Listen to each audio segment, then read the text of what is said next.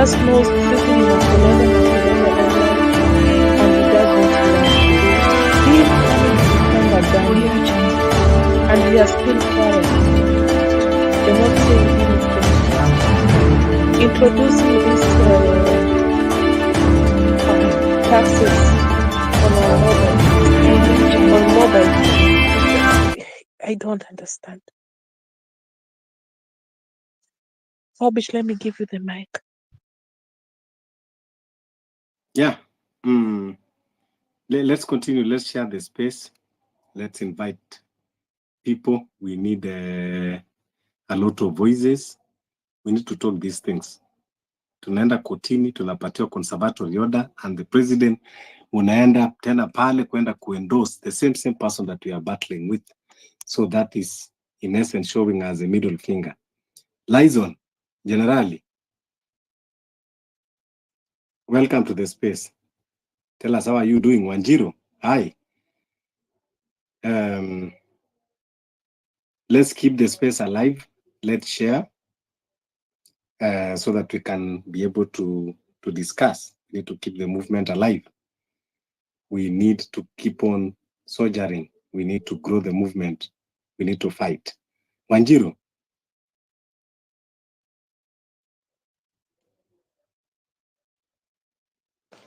Fabish. Yes, how are you doing? Siku yako imekuwaje Wanjiru? Siku yangu ilikuwa nzuri na wasalimu nyote, but inakaa siku hizi mpaka simu zetu sasa zitakuwa tunaangaliwa kule tuko.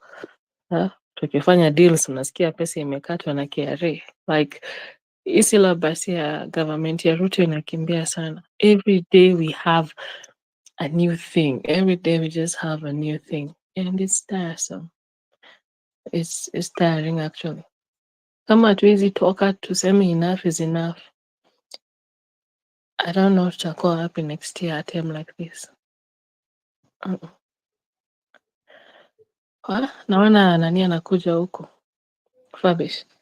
Naona entango nani? Huyu mwizi. Huyu muuaji wa vaccine. Oh, nani Bill Gates? Naona tunataka kupea Bill Gates protection. Can you imagine?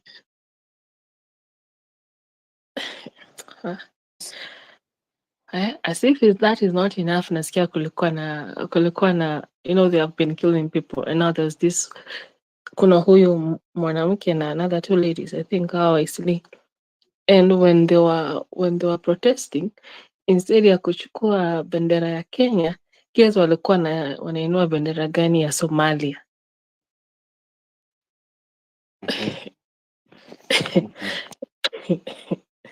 Because they feel kwamba Kenya cannot protect them.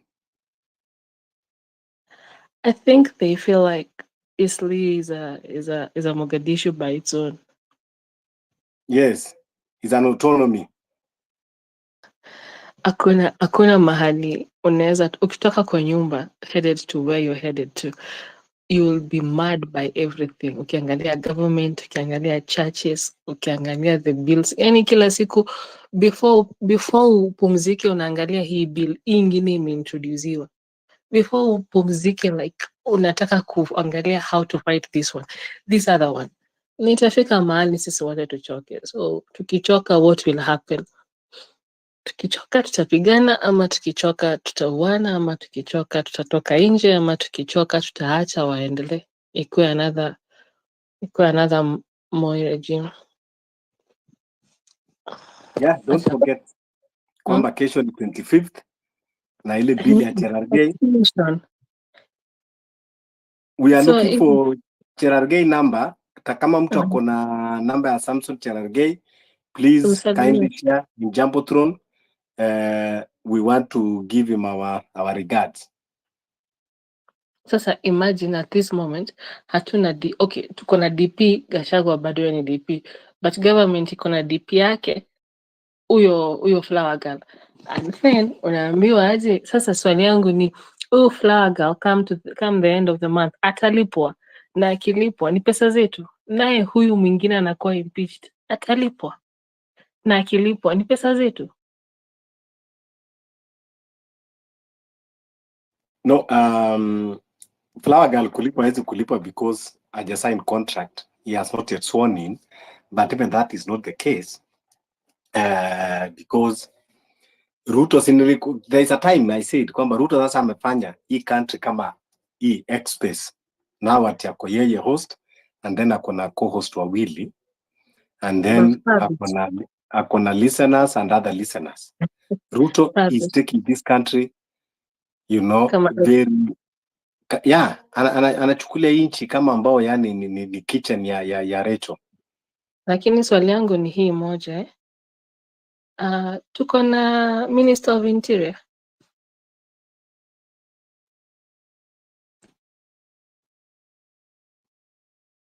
Yeah, Minister of Interior si ndio huyo Flower Girl. Si bado hajarelinquish position because you know there is no law that can bar in fact even he can still be a deputy president and CS at the same time. You know, we have a deputy with portfolio and we can have deputy without portfolio. So that is what is banking on kuwa hakuna law ambayo inamwambia lazima resign from ministerial. For me, I think like zile vitu zote zilikuwa kwa finance bill, zile tulikuwa tuna demonstrate about, wanaenda tu wanazunguka wanacheza tu hide and seek brikicho, then wanazileta exactly. One by one. Exactly. Kama ulisikia huyu senator anaitwa Wadhangwa alisema this bill that Cherargei is bringing to the Senate about extension of term limit, akasema si Cherargei peke yake. You remember the NATCO report when they sat down and discussed. So anasema this was part of that NATCO report. That is what they had agreed to extend their term limits. So Cherargei tu sahi anakuja tu kuleta, lakini hata hii inaitwa saizi the government of national unity, this sham thing, it was part of the NATCO report. So these people walikuwa sha discuss na wakaamua tu vile ambao watakuwa natugawanya tu polepole wakitukula.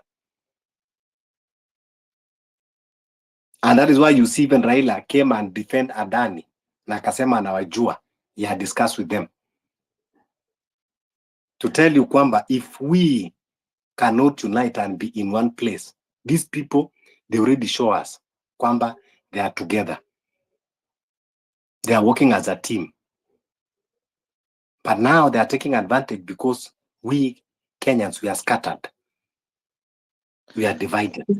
But a lot of things happen at the same time, and watu wengi wako kwa movement, and then when mtu akiitwa kando, then people are just being bought left, right and center. Unaona Chipukizi akituambia haizi hata kufanya deals na mboka just because atufurahishe, as if kesho it's certain, as if watoto wake, as if yeye atakuwa hapa forever kama Venezuela.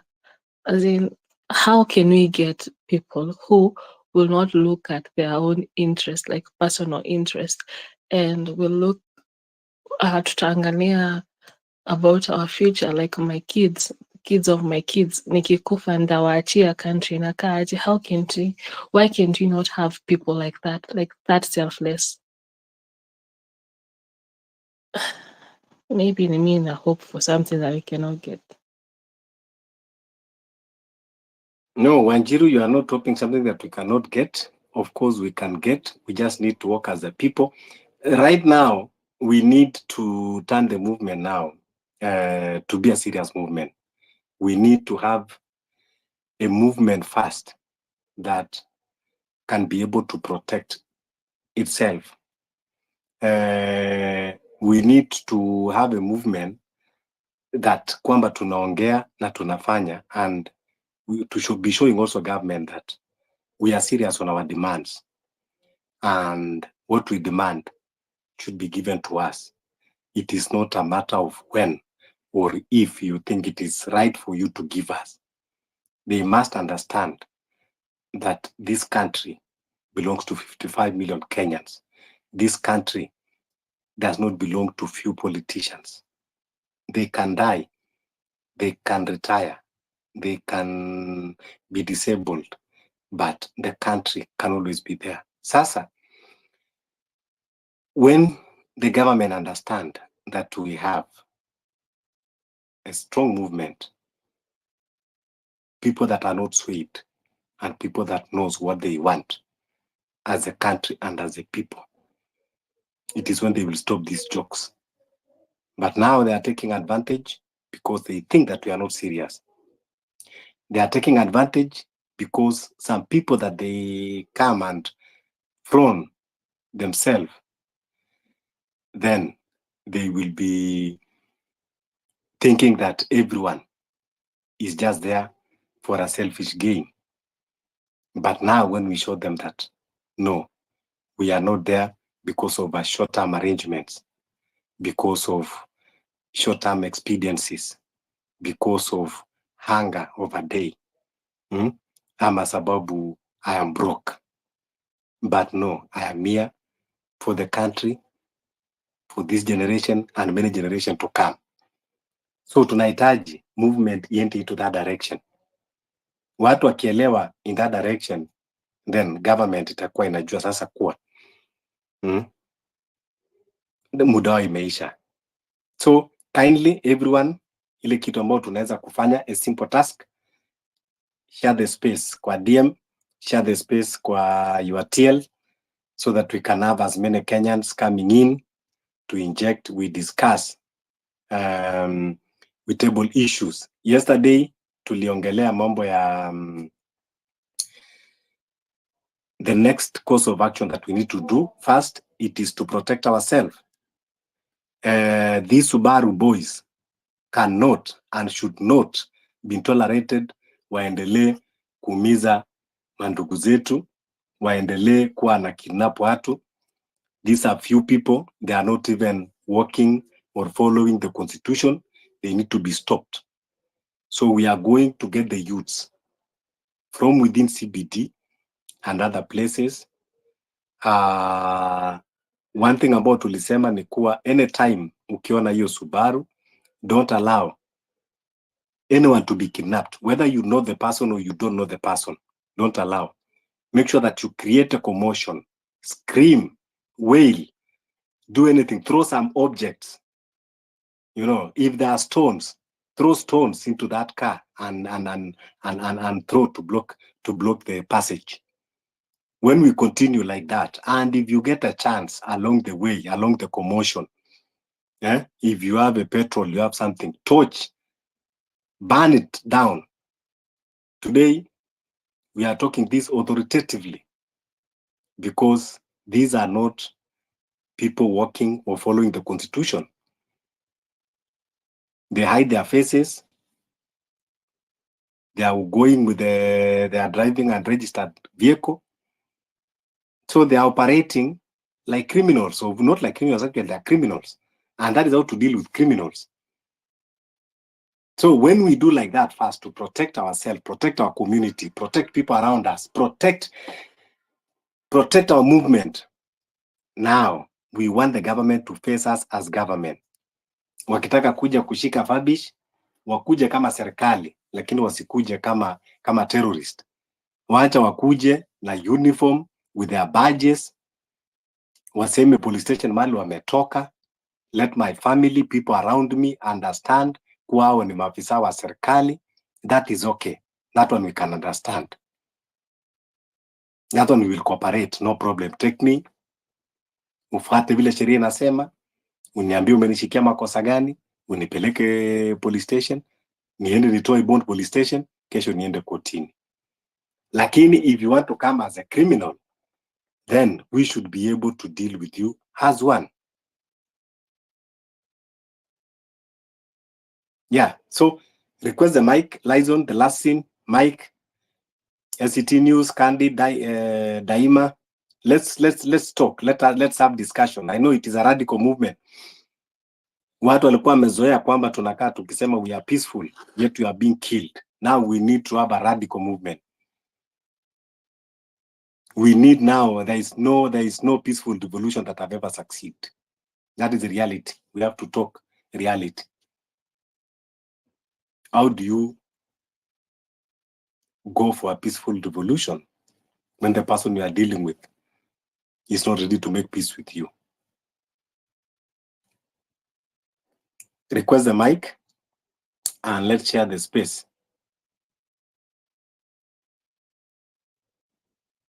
So that we can have as many speakers and listeners and everyone participating. Karibu, last scene.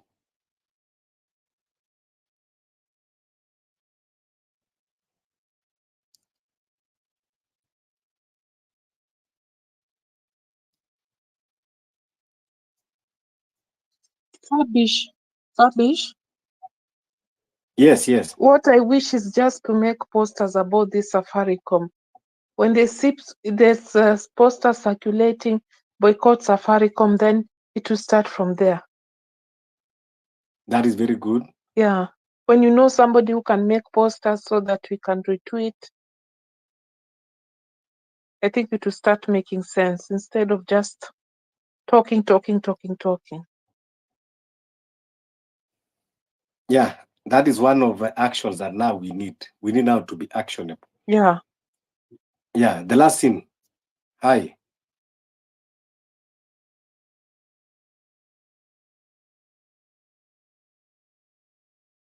The last scene.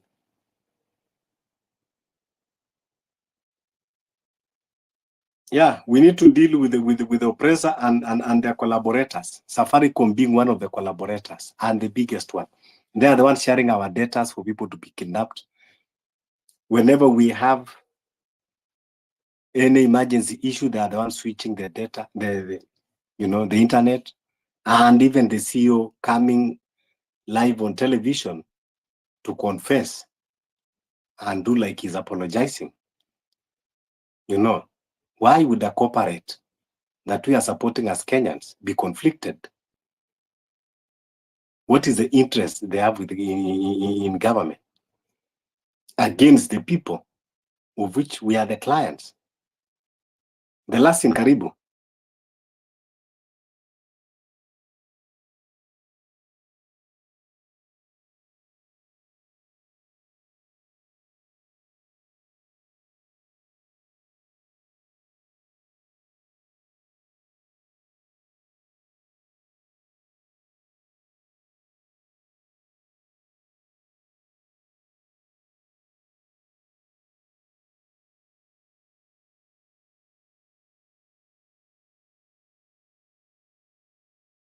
Yeah, so we'll make the posters circulate. Let people know the collaborators of this regime, of this oppressive regime.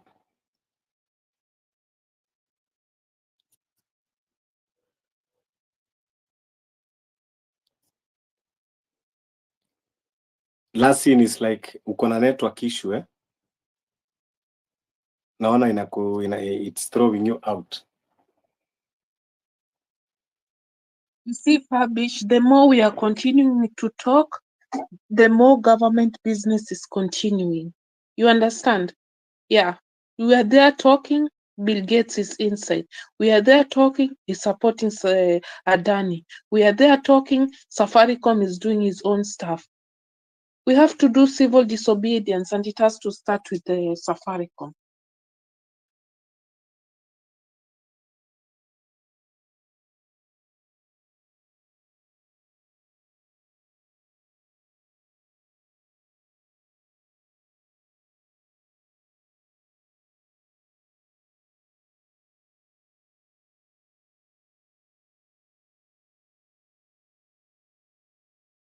Yeah, you are very right. Karibu, the last scene. Your internet sasa iko okay?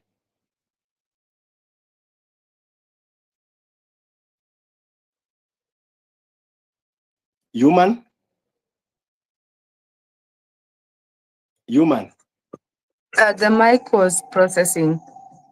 Okay, go ahead. Yeah. The radical revolution is where I'm at.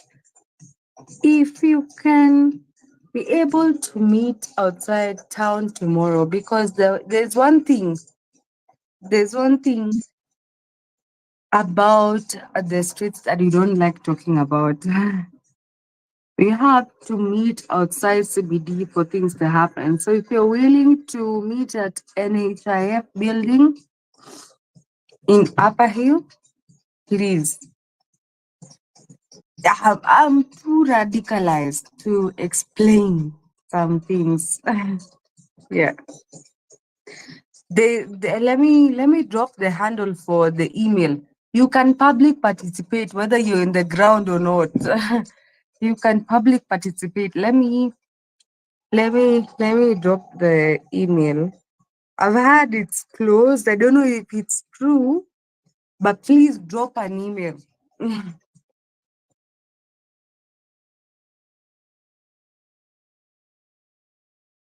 Which bill was that again?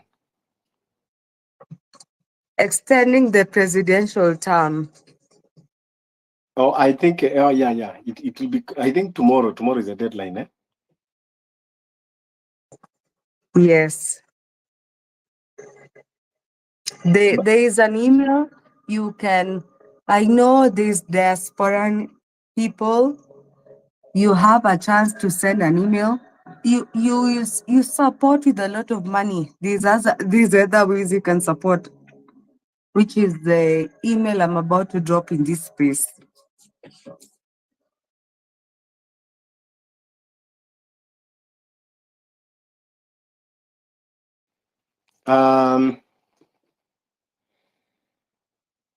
Personally, I am hoping even that they will continue debating about this bill if that is what is going to trigger Kenyans.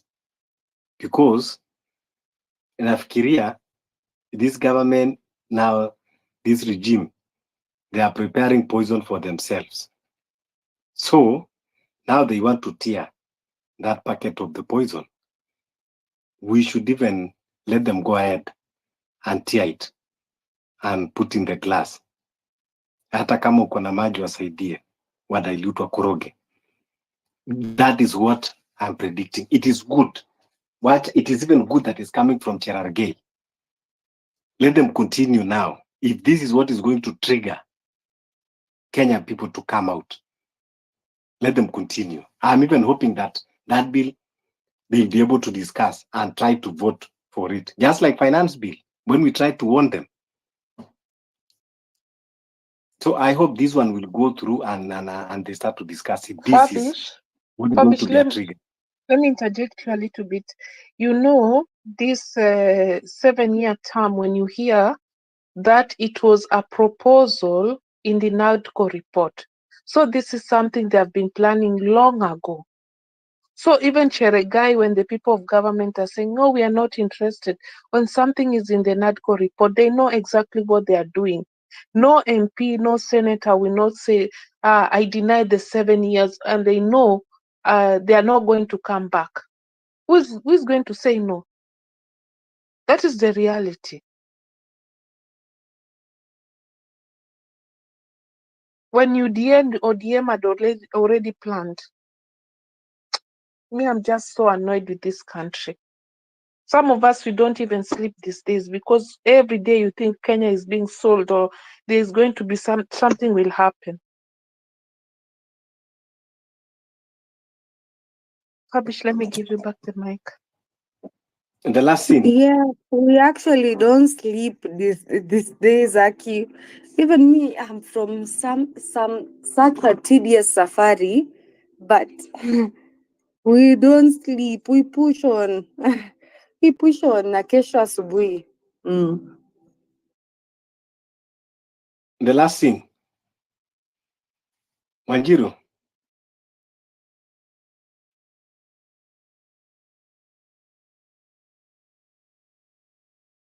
Wanjiru, tell us about this bill of Cherargei, even if they discussed in NADCO report, but I like the fact that they give Cherargei to be the one bringing it. That's what I'm telling you. You know, there's a saying that if God wants to punish a leader, he start by making that leader a mad person. So even if they were discussed in NADCO report, why would they even think of using Cherargei, who is known to be the friend of William Ruto? So It doesn't need even a rocket science to know who is the mover of the bill. I mean, who is actually the initiator. Now, Wanjiru, do you think this can be a trigger if it eventually passes for debate and they try to vote for it?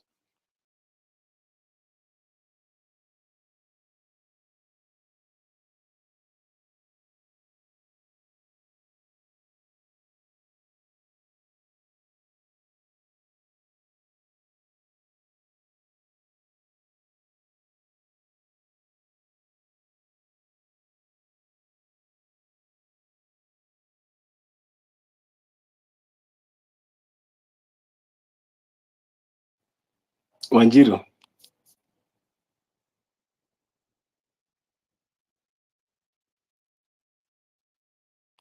Human. Yes, we can hear you. We can hear you.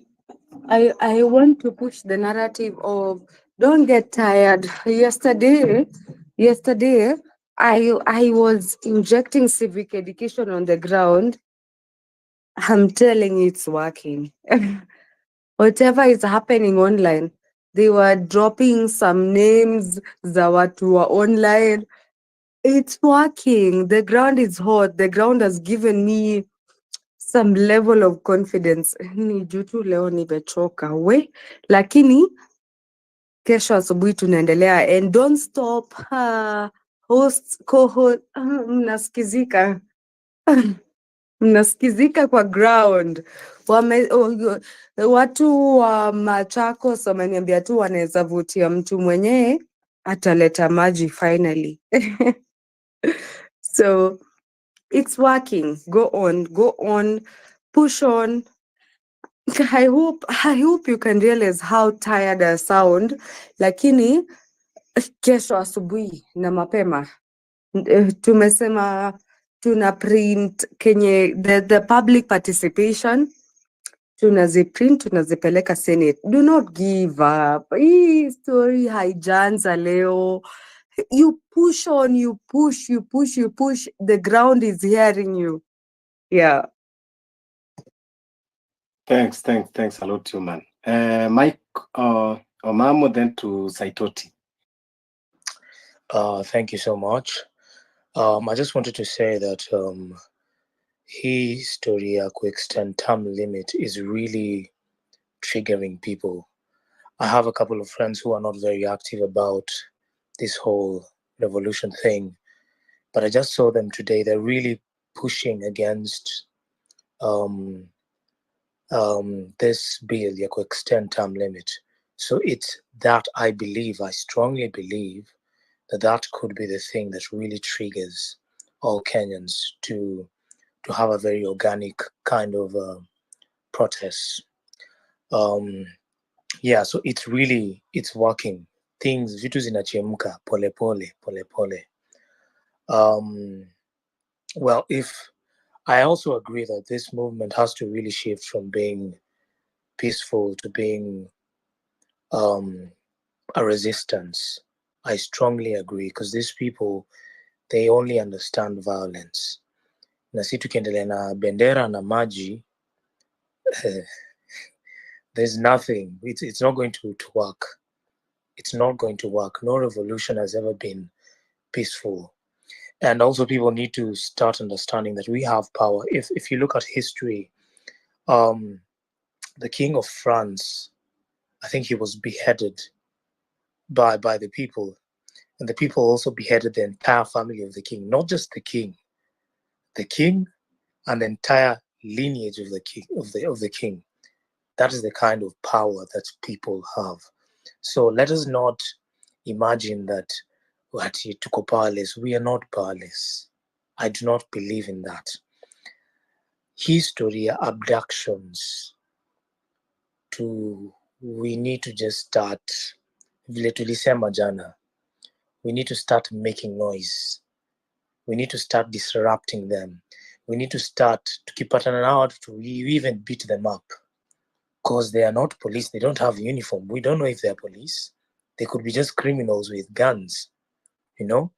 na tukiulizwa tunasema sisi hatukujua, hawako wamevaa uniform, si hatujui yani kina nani, so we deal with them as criminals. Vile mmesema, it is time we start showing our teeth, otherwise this government will keep on beating us down.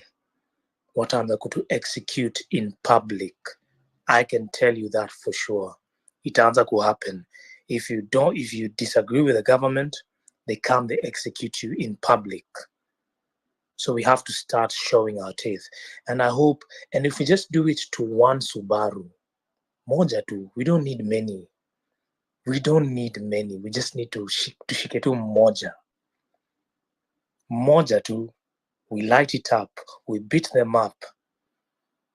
We just need one. And even these MPs and these people, we also need to start sending messages to them. If you can remember the last demonstration, zilianza na watu kuchoma nyumba za MPs, and they really lived in fear. That is the kind of fear we need to start instilling on these government people, these politicians. So I agree, this movement has to really shift. If we really want the revolution that we need, it has to shift from being a peaceful revolution to being a radical one. Thank you.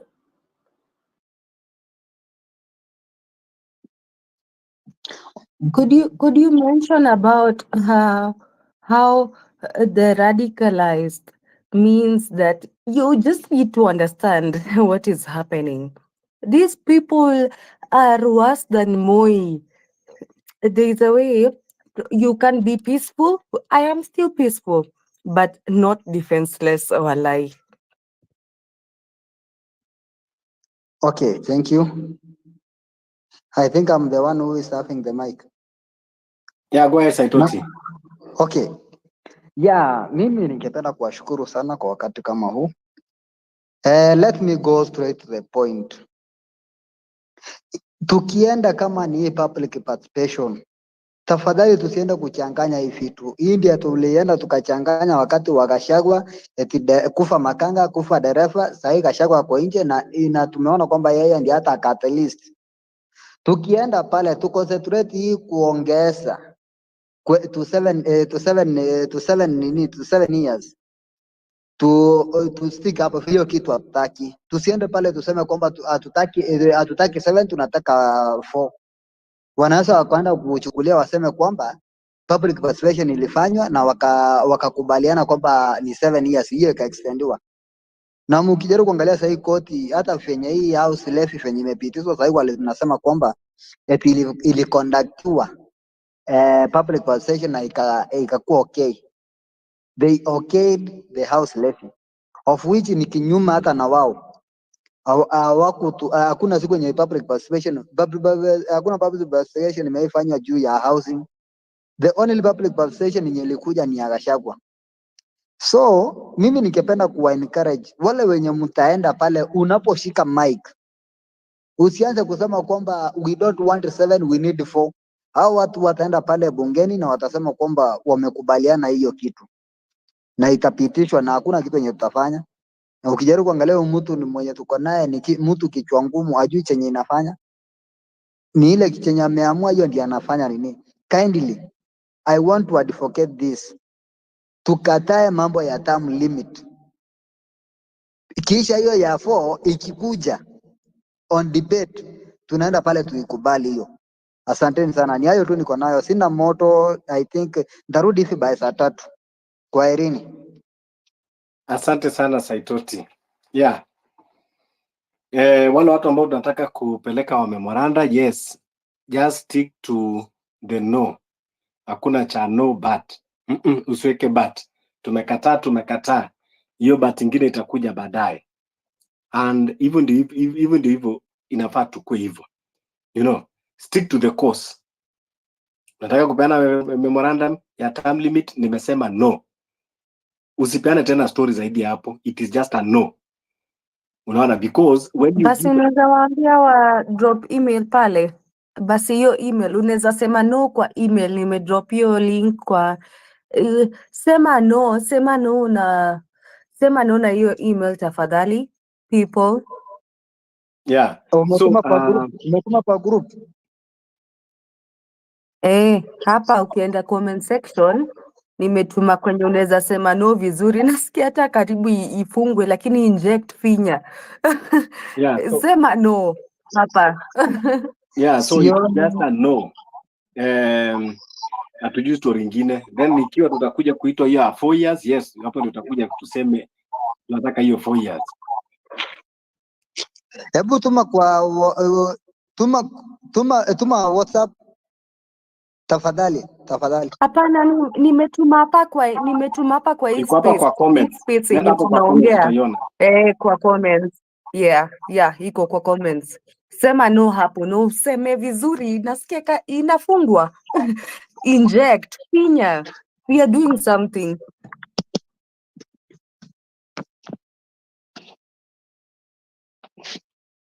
Yeah, that is how we should continue. And lakini this can be a trigger. Wacha tu waendelee watuchezee, it will be a trigger.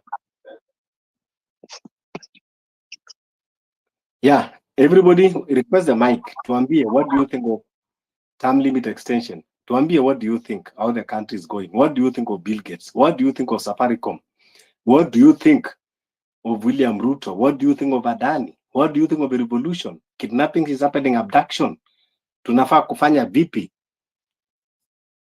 Today mtu anakuwa kidnapped, unaona jina. Kesho mtu anakuwa kidnapped, unaona ni mtu ambao unamjua. Kesho ingine mtu anakuwa kidnapped, unaona ni mtu from your family. Can be you, can be me. Until when? Let's continue injecting and discussing. We are being bombarded with a lot of issues. Left, right, and center. Adani, Marina Kuja extension term limit. There is agriculture. There is, I don't know, critical infrastructure protection. That is to curtail the protest. There are a lot of things about tumekuwa bombarded. So we need to be tactical. We need to be counteractive. Omamo.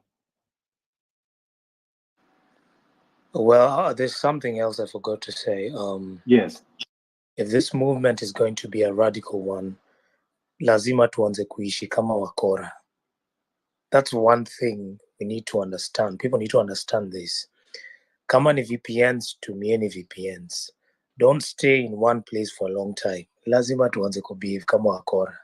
Because if this is going to be a radical movement, then it is very important we start behaving like a radical movement, the way they behave. So tusisahau tafadhali.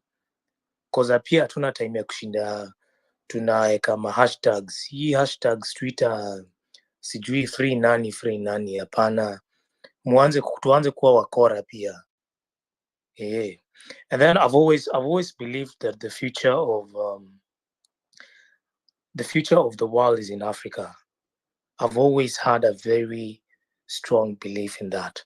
So when you see, and that's why unaanza kuona watu ka Bill Gates wanaanza kukuja Africa. Nasikia JP Morgan, they're setting up something in Africa. The future of the world is in Africa. And this is because population in other places in the world is declining. Africa is one of the places that the population is constantly growing. So that means market itakuwa Africa in the future. That's why mnaona how watu wanaanza kukuja Africa. But we need to understand, Africans need to understand that the enemy is always the West. The West don't have good intentions for us. And a government that welcomes the West, that is not a good government. People need to start understanding this. Yeah, but my main point was tuanze kukua wakora. Tafadhali, tukue wakora. Tumia VPNs. Wacha kutumia Safaricom. In fact, hiyo posta ya Safaricom, leteni tuanze kuboycott Safaricom. Tukue wakora, tafadhali. Yeah. kudeal na mkora, lazima wewe pia ujue tactics ya mkora and behave like mkora. I agree with Michael Mango. Hata mi kesho siendi. Okay. Hata mi kesho siendi streets with the same mentality. Yeah, we are peaceful wasi. Like we are peaceful, but hi. Kuna vile we also have to change our tactics. Thank you for that. Yeah. So yeah, you have also to always to be tactical. I've been saying this and I've been repeating over and over that people, we must understand that the country is at war. It is not at peace. When people are being killed, when people are being kidnapped, abducted, that is a country that is not a peaceful country. But the unfortunate thing is that we are at war with the regime, with the government that is supposed to protect us. Now, this war is not a light one. It is not something to joke about it. So I want to agree with Omamo. First, always try to be as discreet as you can. To me, a private virtual network, virtual private network, and don't be a schedule, person kwa lazima unatoka nyumbani 8 na unarudi 7. Alternate. Saa zingine chomoka 5, saa zingine rudi 4, saa zingine rudi 10. Don't eat on one regular spot. Kunako ka spot town huwa unaenda kukula. Try to change. Don't eat on one regular spot. If you are driving, don't be parking your vehicle on one regular spot. And sometimes just leave your vehicle. You can board with a friend or you can use the public means. Don't have that trait kwamba someone understand your movement. Always try to change even your code of dressing. Kazingine kama ulikuwa si mtu wa kofia, zingine vaa kofia, zingine vaa glasses. Change. Kama wewe ni dem, wewe ni mtu wa madress, zingine vaa trouser, always badilika. That is one thing in the movement. And then now, as going forward, we are now looking for our team of security ambao tutaanza counter and these Subaru boys, because these Subaru boys, they are unconstitutional. They are not following the constitution, and if they're not following the constitution, why should we be subjected to the constitution that they don't believe in? These are criminals. So we also want to see how to deal with those criminals. The government is operating with goons, and these goons, so even us, we will have our own, not to kill the innocent people, but to protect ourselves. Yes, Razji, karibu.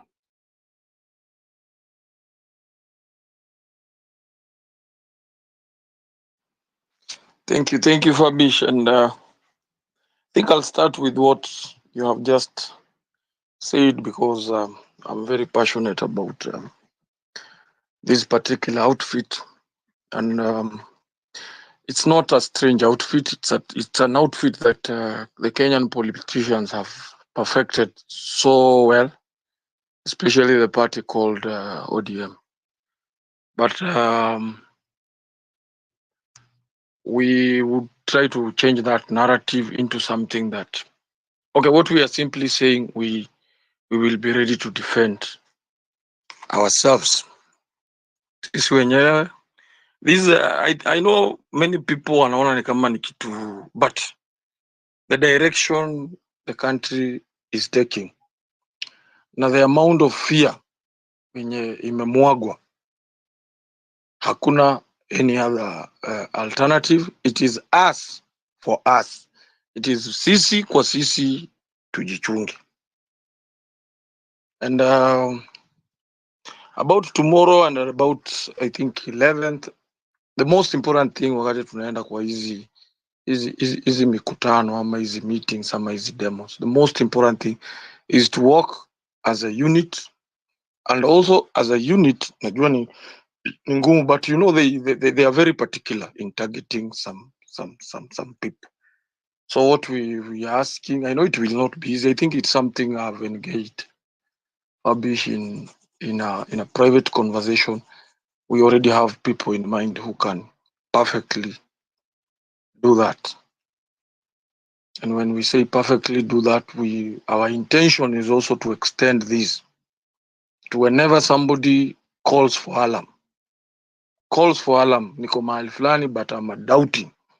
I'm doubting that the environment ama watu fulani are tracing, tracking ama wamefika. Then there are people who can respond immediately.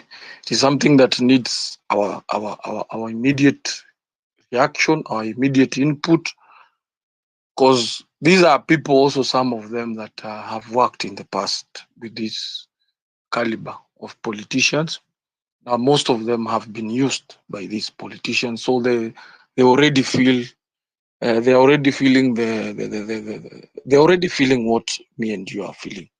They're part of Kenyans. If it is in terms of economy, you know what happens with Kenyan politicians? They will starve. Huh?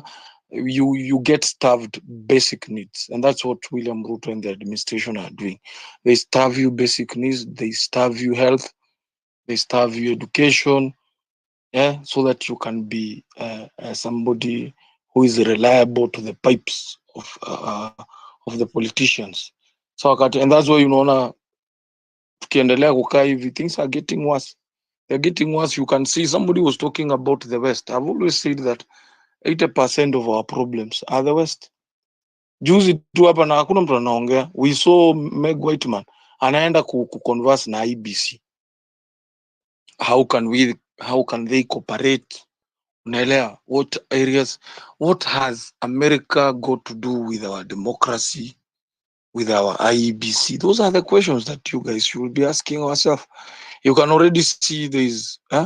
So Kenya is somebody's property through a puppet that controls it. Kuna watu wana call the shots, and you saw when Meg Whiteman went to IEBC, William Ruto was equally very quick to speak somewhere about the term limit. Akasema, hey, I'm not interested. But we know this game. It's not that they are not interested. They are simply and that's why there are several attempts to take out the Burkina Faso. Is it Burkina Faso president? Traore alidecide country yake. He does not need the West. He does not need anybody. Unaelewa? They took matters in their own hands. And to this very day, kumekuwa na several attempts to. It tells you there is a very big input of the West in the African continent. Lakini hatutaiangalia hivyo broad based. First of all, we need to get rid of their stooges. We need to get rid of their representative, because the presidency that we have at the moment is a very big puppet. Not only a puppet of Kenya, not only a puppet in Kenya, but he is a wider representative of the West interest in terms of the African continent, and he is the one who does the bidding. He's the one who does the bidding. You know, most watauliza kivipi nini, but William Ruto does bidding for the West. Yeah. And unaona wakati Biden anampe mpaka opportunity ya kwenda mpaka Haiti. Don't look it just as a peace. There's nothing like a peace mission in Haiti. It's just a country that its natural resource are being targeted, but William Ruto is just a proxy in all that game. So tuangalia until hatujafika mahali ya sisi wenyewe hatujajikomboa. Even the independence itself, it's just something that has been, it's a decorated democracy. And na unaona vile hata vitu zina move. You see the developments in Kenya, the way they are moving. Vitu vile vinaenda, chopping board, Gachagua out. We were saying the other day, Weta, I'm being told he's being prepared for slaughter. So this is not. So the other day, I saw my friends from the other side celebrate. So William Ruto will go radical at the end extra length, as long as it is something that will preserve, will keep him in power. there is nobody who will be safe as long as ni kitu yenye itamsaidia akae pale kwa mamlaka ama madaraka, atakuwepo pale na atafanya chochote kwa any other person. So it is up to people like me. I love the topic kwanza, radical. This is what we have been calling, because if you just go walk by, hey, there is a revolution coming, tulitoka ile revolution ya selfies na nini, it's being radical. As we talk, I'm told my good friend Maverick is missing. I don't know how sure this information is, but tunaona kila siku, because they have allocated a lot of resources to those Subaru boys. Wamewaallocatia pesa, wamewapea magari, pesa iko mingi ya kupea hawa vijana and you know, once a vampire tastes blood, a vampire, unajua mtu mwenye anaua once ameua tu, it's like you when you kill a fly or a cockroach in your house, it becomes kuua ya pili ya tatu, it's not a big deal. So for them it's like that. So we're having a unit that has been made by the state to be like vampires.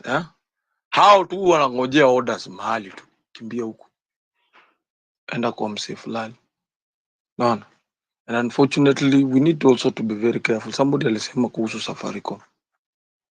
Our data is, but then again we cannot live by that fear, because sasa kila mtu akiogopa, who will fight for the country? Kila mtu akiogopa sasa, who will fight for the country? And it is na tumekuwa tukisema, let us get out of our comfort zone. It's time to get our comfort zone. What you do if it is kama unajua uko hii area poa. Mimi na appreciate kila mtu mwenye anakujaga at least anaweka input yake. This conversation hata kama itai kuwa boring, the hashtag Ruto must go, hiyo ni hashtag hata watoto wetu wakati watakuwa wanatumia internet itakuwepo tu pale, watakuwa nakumbuka. So it is not a very good CV for him, as much as anataka kukaa hapo in power, as much anataka kuua, but I really, unajua kunafikaga mahali unakuwa na ile human conscience. Huyo mtu hata akifika mahali, if there is a head of state mwenye atasumbuka sana wakati ako almost anatoka kwa power, ni William Ruto, because everything will come down to hunt him. What next for me once I'm out of it? Na there's unaona group yake, the likes of Sudi, they are busy urging him, no, ukitoka hapo sisi tumekwisha. Ukitoka hapo, those are the talks. Sasa Maverick, yani makosa yake tu ni kutuambia mtoto wa Faruku alikufa. My friend, there is a God also who anaangaliaga hizi vitu. You're busy killing people, children on the street, but your children hawatauliwa, hata kama bullet haitawafikia, wataenda huko nje wajiue tu. So that is what is happening. They will kill themselves. And those are the news wameshindwa hata ku announce. They are very ashamed. Very ashamed. So I think Fabish, there's something I'm just doing. I think I'll come to give my other submission, because there's a lot happening today. I'll come in, just give me like 10 minutes, I finish. But let us be very vigilant. Let us look for each other. Vitu kama hizo vitu ndogo ndogo. Wale wenye kesho kuna siku there are submissions being made, and wacha tutume hizo submissions. Kuna hiyo nini ya parliament, the address ya Senate, reject also do those things. I know there is a way they wanataka kuifanya kama ile public participation. You know, they usually tell us public participation, and then unaona kuambia 7 days, kindly make your input, even if the results watajaribu ku. I know Itumbi is very good in these games. He will form even 10,000 email address waeke ati ni Wakenya walikuwa na support hizo nonsense. But just put your input. But I'm very sure this administration, hata kama mahali penye wako, and if they have employed enough NIS to be giving them intelligence, I believe NIS inaweza wape credible information. Wajaribu tu hiyo kitu inaitwa term limit, wajaribu tu hivi tu, I know they have killed, I know they have done everything, they have gotten their way, but what will break the camel back is Ndio testing Kenya. wamejaribu. No, let them just, no, they will table. Now, of course, they are looking for a way. There is something called testing the waters. So Cherargei is, and that's one of the president Jana may come out. Hey, mimi hata staki sijui. It is testing us. So let us wait. Wacha tuone. Of course, maybe the speaker atapelekewa asema, this is a nonsense. So it is a wait, but it is important for you kwenda pale kwa hiyo website, make your input, reject it as we observe them. Unajua pia hiyo ni kutupima, wanatupima. Sasa wacha tungoje pia sisi wacha tupimane. So just do your part and then tuangaliane, kwa sababu najua sisi wamesema ni 7 days. I think the 7 days either they are lapsing to more. I'm not so sure, but at least register those nini. Don't rely on William Ruto saying that I'm not interested with a second term. Remember, it is the same William Ruto, if you can remember, somewhere in August William Ruto aliulizwa about our airport. Unakumbuka akiwa Coast, ilikuwa sijui ni Coast, akasema am I a madman to sell the airport? Unakumbuka? Am I a madman to sell the airport? Jana William Ruto was talking of, the Adani deal is good, it will help us with the taxes, nini. So this is a man you cannot count on his word. Na hakuna kitu ina happeningi ati sasa yeye alitupia tu kitu ya kutumanage tu kwanza. So let us do our part, let us reject, enda pale wewe reject, but also reject ukijua pia wanakuwaga na their own ways. Si uliona public participation even ya Rigathi Gachagua, even when almost the whole country was saying ati kufa makanga, kufa dereva, so walienda wakabadilisha, walibadilisha hiyo kufa makanga, kufa dereva through these MPs. No. But let us do our part, tukatae at time, ile time yenye tu watu watafika mahali wasikiwa wamechoka.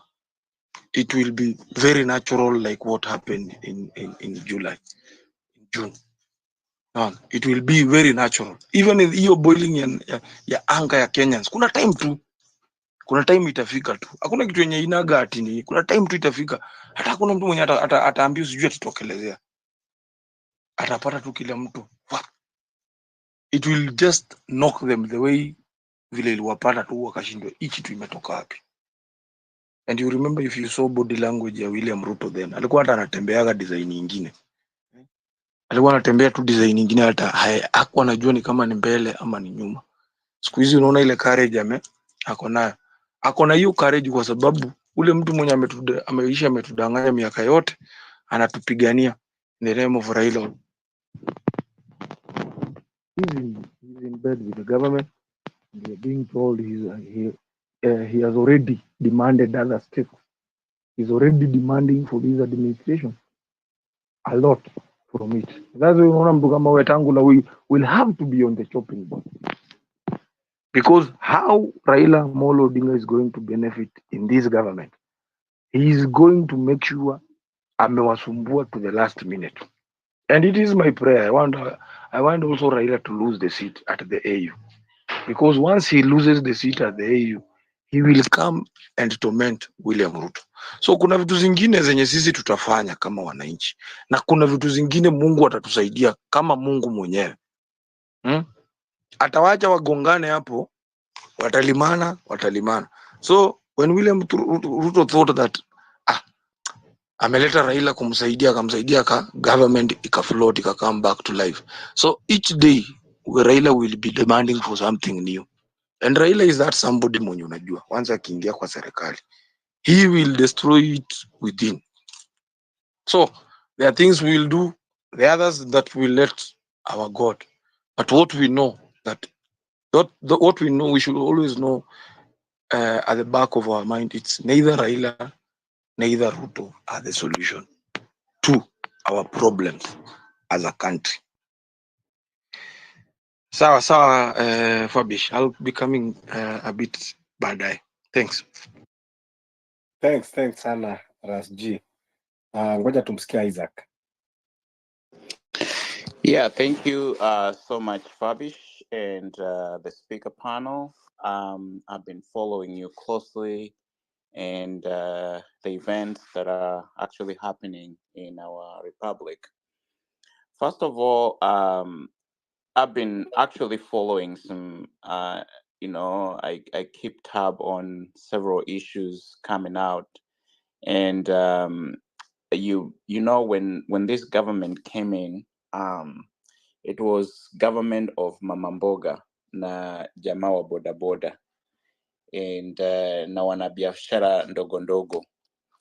But at this point, I don't know if you saw what the Communication Authority of Kenya just issued. I think it was yesterday evening or today, and they are going for those small businesses. So if you ever have, if you sell like second hand phones, you're selling these locally assembled phones, I'm telling you, they're coming for you, however much you'll be making. So that businesses, to be honest, they're going to die because KRA will be coming for your IMEI. I think for those, for lack of better term, that's like phone identification. And to be honest, most of those phones do not really have the IMEI, what we call the International Mobile Equipment Identity. That's the exact word.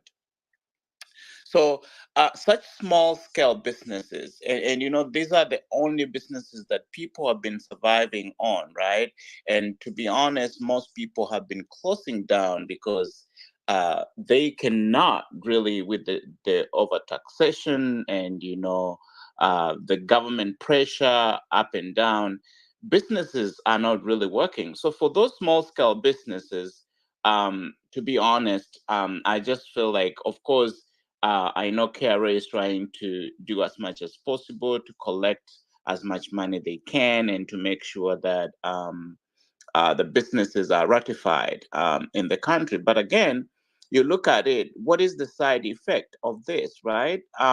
So, because one thing that I've known is, especially for this second hand phones and the locally assembled phones, is willing buyer, willing seller, because people know why they're buying that. And it just goes back to everything. You go to Mudurwa, when you need something, someone will tell you, oh, these pipes, if you go to Mudurwa, you're going to get it cheaper, and people go knowing what they're going to get. So to some extent, I feel like these people should have mercy for these small scale businesses, because when you suffocate them, then they will have no alternative, and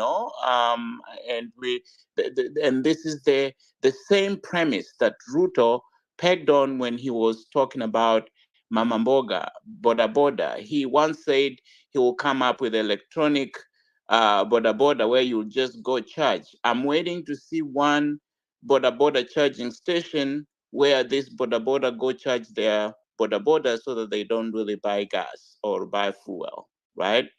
So talking about term limit, this is something that we really discussed at length in Gashoka's space. I think Fabish was there. And one of the things that we need to do, and I think Ras G, the previous speaker, has mentioned, let us sign this petition. Let us do our duty. But at some point, I agree to the great extent to what Ras G has said.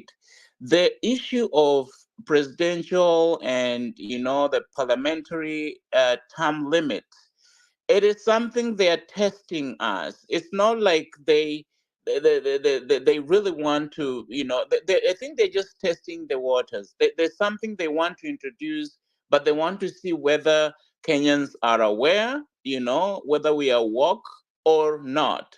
So, and also, it's a distraction strategy. Remember what has been happening. They know how to distract us. They know how to keep us busy. Adani is on the verge of extending. Now Adani is already here, and now we can't really run away from that. Adani is now executing several deals, and the government is at the verge of actually giving him that opportunity. And within no minute, you realize that now Adani is at the center of the most strategic most strategic investments that we have as a country. You talk about Kenya Ports Authority, you talk about KICC, you talk about JKIA, and so forth. So these heritages that we do have as a country, to be honest, you realize that now this guy is going to take over. So what is happening, even with this presidential term limit? This is bullshit. It's bullshit. It will never happen. Actually, I tweeted on my space, and not rather on my space, on my timeline, and said the moment they approve, or the Senate, the Parliament approve this thing and move it to the president, oh my God, we will all be on the street. This will not be any Gen Z anymore. It will be everyone going to the street, and we shall sit there, live there, camp there, and not go back. It will be no business as usual. But anyway, what I'm trying to say is that they are using this as a strategy to test something that is yet to come. So I'm appealing to young people. I'm appealing to Kenyans. Be woke, be vigilant, because you don't know what these people are yet to introduce. They are using this to keep us on tab. They are testing waters, as Rasji did mention. And as I said, I'm telling you, may God, as Rasji said, and this has been my prayer, Rasji, may God confuse them at some point, because they lie to us when they need our votes. They lie to us when they come with their manifestos, which they've never achieved. It's now 2 years since we had elections. And you realize that now the manifesto they've been talking about is just been, up and down and defending what have you, and nothing is actually happening, to be honest. So please sign. If you haven't really signed that petition, I'll be happy if you can go to my timeline, follow me. I will be able to post. If I have two versions actually. The one that was created by Gashoka, and there's one for Omkia Omtata. So if you need like a template, please, I can give you sign and send it to the clerk of the Senate. We need as much as possible. And if there is anyone who is actually from Cheregei's constituency, we want you guys even to recall that guy. He needs to know that whatever he's doing is against the will of Kenyans. So anyone from Cheregai, Cheregai is from, is it Nandi? Nandi? Or where? Where is Cheregai from? I can't really remember. The constituency. So if anyone knows the constituency. It's from Nandi, the Senator of Nandi County. Is the Senator of Nandi County. Thank you, Fabish. So if you're from Nandi County here and you're not happy with what is happening, we want even to sign, a recall formula. We need to recall them. The problem is we do not have IEBC. You see, so these people know they cannot constitute IEBC, and we cannot actually recall them. So it's like Kenyans, we've been held captive, guys, but our time is coming. I'm telling you, Kenyans, do not give up. At some point, you might feel perplexed, you might feel down, you might feel thwarted, but I'm telling you, time is coming when they will have no escape. They will have no escape, because it's their time to take advantage of Kenyans. It's their time to do whatever they want. But at some point, I'm telling you, this shall work normal at some point. So let me yield to give other people an opportunity also to speak. But what I'm telling you, remain vigilant. Do not go to sleep, because we don't know what is yet to come. Also, keep tab on their Adani. Follow Gashoka. Gashoka is actually they went to court, and they're actually marshalling more lawyers, attorneys, to go to court, because that's something that needs to come down, because Adani will not take over our institutions when we are seeing, because Ruto is using this as an advantage to seek for more funds for investment. But when he was vying, he was telling other people, we are borrowing, we are like looking for funds, while all those accusatory language he was using during campaign, without knowing he was also headed to the same. So he need to go back to his manifesto and see how he can actually execute that particular manifesto based off of what he was saying. But anyway, Kenyans now, I think, with the conversation we are having on these spaces, we are informed. This is no longer Kenyans where people could just go to lie people. I was telling my mother, you need to download X on the phone. You need to listen to what Kenyans are saying. And I'll make sure that when I meet her next, she has X and she's listening to these spaces, because those are the people we need to inform what is happening in our country. Thank you so much, Fabish, for the space. And I yield to allow other people to speak.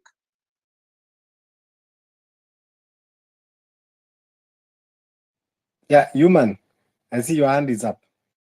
Thank you so much, Isaac.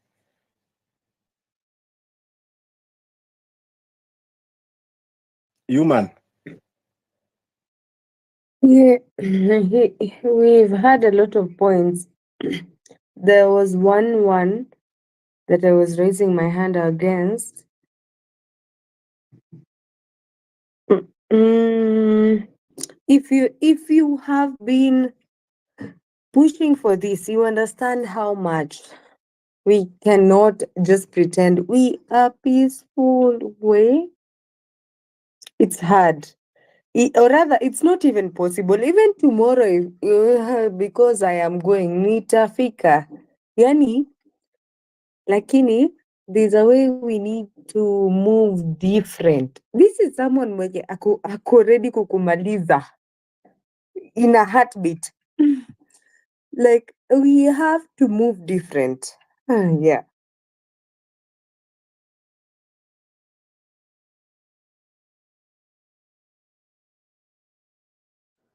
Human, we lost you. Yeah. I can't hear you.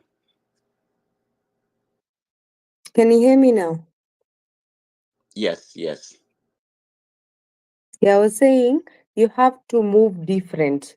Like I know how much we have to move different. We can get so tired, but we have to move different in terms of how we handle them. These are people that are willing to finish you in a heartbeat. They are using even organizations. Like, I wonder, you guys, like, there's people that are using Safaricom still.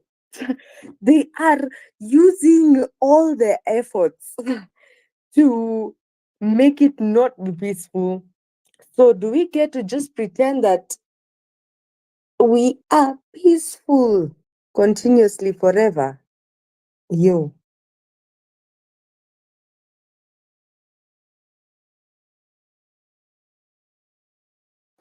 I think I hear you, Human. What you're trying to say is we need to re-strategize, right? Because we can't use the same method to, kill a rat, right? If it's becoming smart, we need also to re-strategize. So, Human, are you saying we ban the whole house because of these three rats that are giving us headache? What's gonna happen? What is the way forward? I'm saying they're banning it and let's catch up. Tomorrow I'm going and I'm never going to go with the same attitude. Able catch up to how much they've banned this country. Catch up. Literally, people wanamalizwa huko hospitali. People are dying. Catch up to what they're doing. Catch up, and act accordingly, is what I'm trying to say.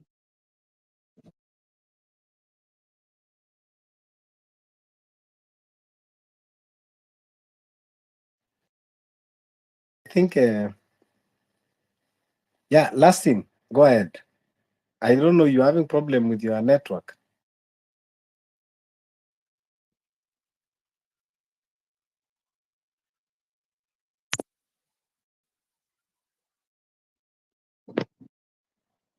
Wabish, unanisikia? Yeah, saina kusikia. Go ahead. Hope mko fiti nyi wote. Today what I want to say is that actually hii space tunafaa tuipe jina, either tuiite voice ama hope tu, like tukianza tuna hashtag before say wanaingia, because actually I think we are the only last, it seemed on the last man standing. Kila mtu anaingianga hii space manze, lazima tu like wase tu waizoe tu na waijue, because actually the only one who comes up with very brilliant ideas manze. Jo hata ukasikia kila mtu akiongea unasikia tu yani anaongea vitu zina make sense, hata ukacheka like between other spaces, hata ukaingia other spaces utasikia they only talk about nothing else, wanaongeanga tu vitu zenye we already know, unaona. So I think we are supposed to appreciate ourselves, a clap for yourself, and tuitafutie jina. At least ile time tunaingia space tunai hashtag either to hope ama the any can work yenye tunaona iko fiti, na lazima tukue, lazima to raise our voices manze. And the second thing that I'll tell you guys ni msipeane namba zenyu, like ataka unanijua ataka unajua, like naongeanga vitu zina make sense, don't number to anyone, especially sisi wanga tuna implement vitu crazy. Usipee mtu namba hata akikuja your inbox, don't, unaona. And I think that's how watu wamekuwa wakiadaptiwa, ama mtu anakuwa tu akitrakiwa according to my analysis. So mi usitrust msee,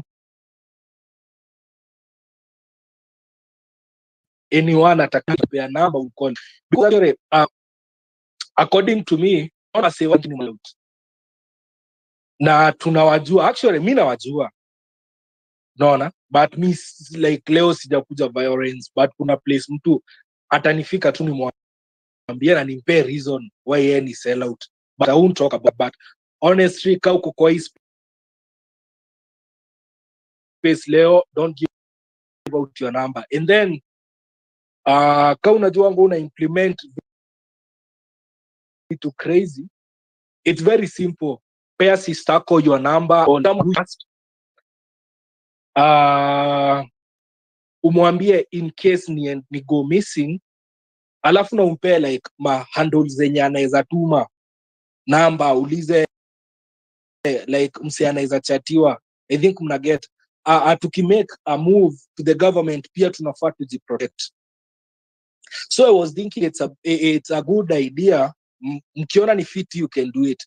Ile time like juu unaona like his space manze ndo inaigwa, so kama you trust your peers, you trust unamtia handle ya tweet like Twitter ya msee, unaona, ama space ya msee, but usichat msee, unamwachia umwambie in case ni go missing you can reach out to this guy, unaona, you can reach out to these guys, unacheki.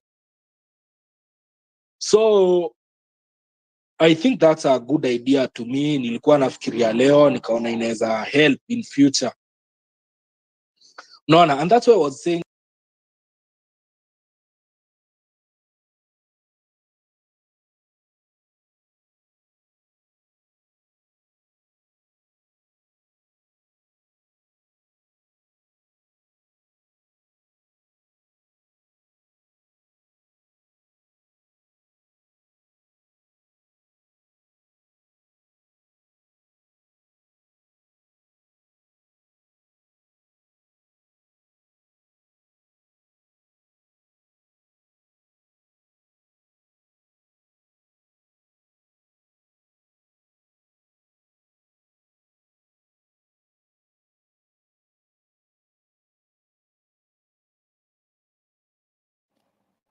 The last scene seems like I can't hear you.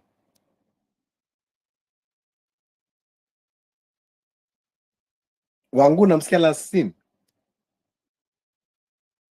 Wangu. No, I can't hear him. Yeah. How are you doing, wangu? Niko salama. Asante. Karibu. Go ahead. Yeah. I think this is one of the spaces like yenye iko tofauti na most of zile zenye zimekuwa active. We are talking about something that can actually radical revolution. Not to be fair, we have been pushed to the edge to a point where saa hii tunaongelelea mambo kama this topic, you know. Yeah, na I think by now kila mtu Kenya saa hii mwenye anafuata what's happening, they can see where this mafia government is taking us. Tunaona vizuri sana where they are taking us. Wameanza ku protect watu kama akina Bill Gates. Watu wenye kwingineko they are being taken to court juu ya zile vitu zenye wamefanya nje ya nchi, lakini Kenya huko ndiko tunasafisha our international cartels, including Bill Gates peke yake. Meleta JP Morgan wale, I mean, hata niliona hivyo nikasikia kulia. My God, where are we heading? It's really sad. We are being auctioned, ni kama tuko kwa market, na we are being auctioned to the lowest penny there is. It's really sad. Sijui kama nyinyi mnasikia vile nasikia. Inauma, manake, anyway, don't start me on this one. You know, vile unakaa unasema I wish watu kaa kina Wangari Maathai wa alive saa hii, wale watu wenye, I mean, you know, we need to find it within ourselves to actually do something. Na hii maneno nilisema na nitarudia tena, ni maneno ya kingpins. Kingpins are not going to take us anywhere, you know. Na we need to not focus na hawa watu wenye wananunuliwa here and there. They will always be there. Na saa zingine mimi naelewa watu kama you've been vocal, wamekuja wamesema na tunaona Farouk si mchezo, sio mchezo. Akikuja kuabduct aende akwambie nitaua mama yako niue na hakuna mahali utanipeleka. Well, me I'm not judging watu wenye wana lay low after that. I understand. Juu sina vile ati mimi mwenyewe naweza wasaidia. I can see where they are coming from. Now we shouldn't dwell on them. They are patriotic Kenyans deep down. They want what's best for them. Lakini kama mtu hana chakula, kama mtu hana chakula, alafu tunamwambia afikirie mambo ya vile watoto wake watasoma, atafikiria juu ya chakula saa hii ama shule vile watoto watasoma vizuri. You know, kuna in social sciences, kuna theory inaitwa oh God, nisasahau sasa. But the main thing is, what I'm trying to say is that theory inaanza na basic needs. You have to think of your basic needs. Kama hauna basic needs, huwezi tena fikiria mambo ya psychological needs ama you know. You think of your basic needs right here now. Una chakula, una kwa kulala, those are basic needs. Sasa watu wenye tunakosoa na wale wenye we are going really hard on them ni watu hawana chakula ama wana basic needs. So nawaelewa, na we shouldn't dwell on them. We need to focus na what we are, you know, what's against us, na what to do, you know. Kile kidogo yenye tunaweza fanya. Sahi, most Kenyans wenye especially in their 20s, in their 30s, mtu yeyote ako na access kwa social media, marafiki wako social media, wanajua what's happening. Tunajua ni what do we do? Yeah, what do we do next? Haya, asante. Asante sana wangu. Yeah, what do we do next? We need to first educate ourselves and to have principles. Ndio mimi nikasema kwamba we are creating a space, not because of content, not because to have following, but at least to be a solution oriented. Farouk Kibet is just an individual who is abusing the system and continue abducting and killing Kenyans. It need to be stopped. And it is not difficult to stop him because Kenyans just need to say enough is enough. Farouk Kibet hawezi kungoja watu kwengine, atakuja kuabduct mahali ambapo watu wako. So we need to just tell Kenyans that it can never be business as usual. Alafu tumesema for movement to succeed, we need to be radical. We need also to have our own goons. And I repeat, I know it might sound uncomfortable, but that is the outfit that the government is operating. Then why would it be hard for us to operate? Government, Farouk Kibet is a goon of government. He is not an employee of government. He doesn't hold any constitutional office. But he is the one in charge of abduction team. So why would be, well, you know, we have to call him out and we have to deal with him as a criminal and his team and his boys. So that is why we are saying now, we want to have our men on the ground. Mahali popote, we are going to identify. Farouk Kibet akona hiyo guni yake, those Ubaru boys, they are not more than 50 members. They are not more than 50 of them. So we want now to start looking for them, unmasking them, identifying one after the other. Until you identify all of them. They are not coming from Tanzania or Uganda. They are not coming from us. They come from this same country. We will know where they live. There is a joint they go to drink. There is a place they go to eat. They have girlfriends they are dating somewhere. We will unmask them. And then after that now, tunasema kwamba sasa ukimwaga ugali, tunamwaga mboga. We are going for them. First we start individually. Wewe unajidanganya sababu uko na Subaru na umebeba mabunduki hapo. Na watu utakutai hiyo wakati sasa Subaru na bunduki. Siku moja tu mahali ambao umeenda kujiburudisha, we will be waiting for you there. Ukuje sasa hapo nje tukutoe. Mahali ambapo unaenda na huyo girlfriend wako, tutakutegea tu na tutakupata hapo. One after the other. Tukimalizana na hawa constitute wengine, that is how we are going to operate. We have 50 million Kenyans. Farouk Kibet cannot have 50 million goons. This is how the movement has to be strengthened. There is a time that James Orengo alisema revolution eat its own children. People did not understand him. People did not understand that word.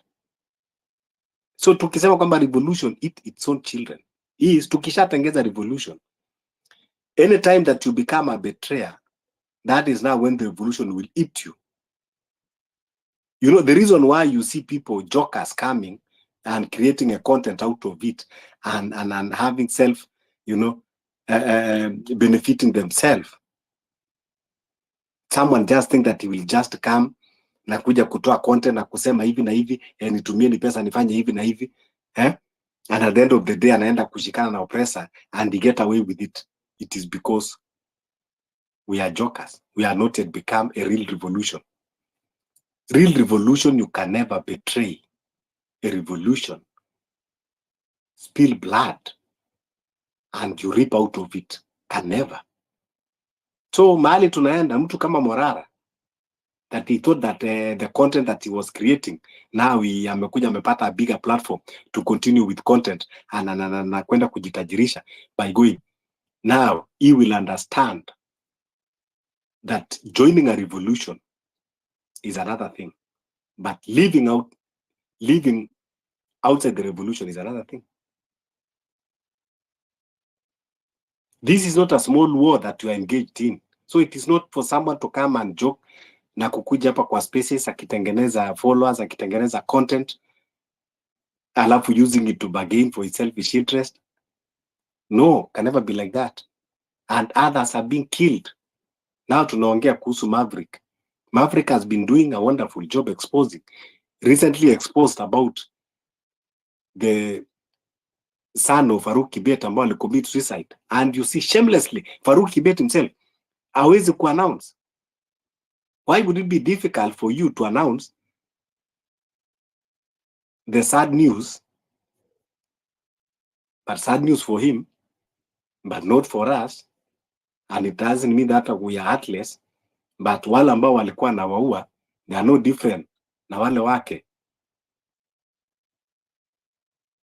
So Maverick Aoko, I'm exposed. Now, it has not yet been confirmed, but I see I am Chege that always ako very active to trace those people that are missing.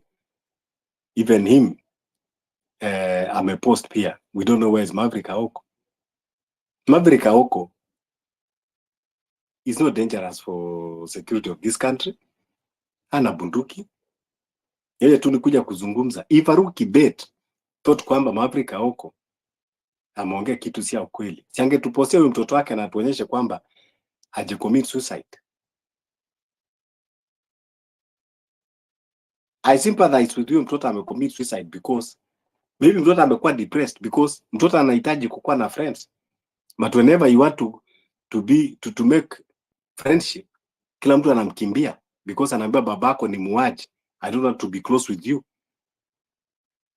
They end up getting depression, and that's why they commit suicide. And that is what will happen to Charlene Ruto very soon, because no one wants to be associated with the children of the killers. People will start running away. And these are maybe, you know, they were young Kenyans that they need to exercise their social life. But now no one wants to be associated. Personally, I don't want to be associated with them. And I know many Kenyans wouldn't want the same. So then now they are deprived of their lives and they become depressed. Sasa kama Farouk Kibet anajua kwamba mtoto wake hakucommit suicide, kwa nini amkidnap Maverick Aoko?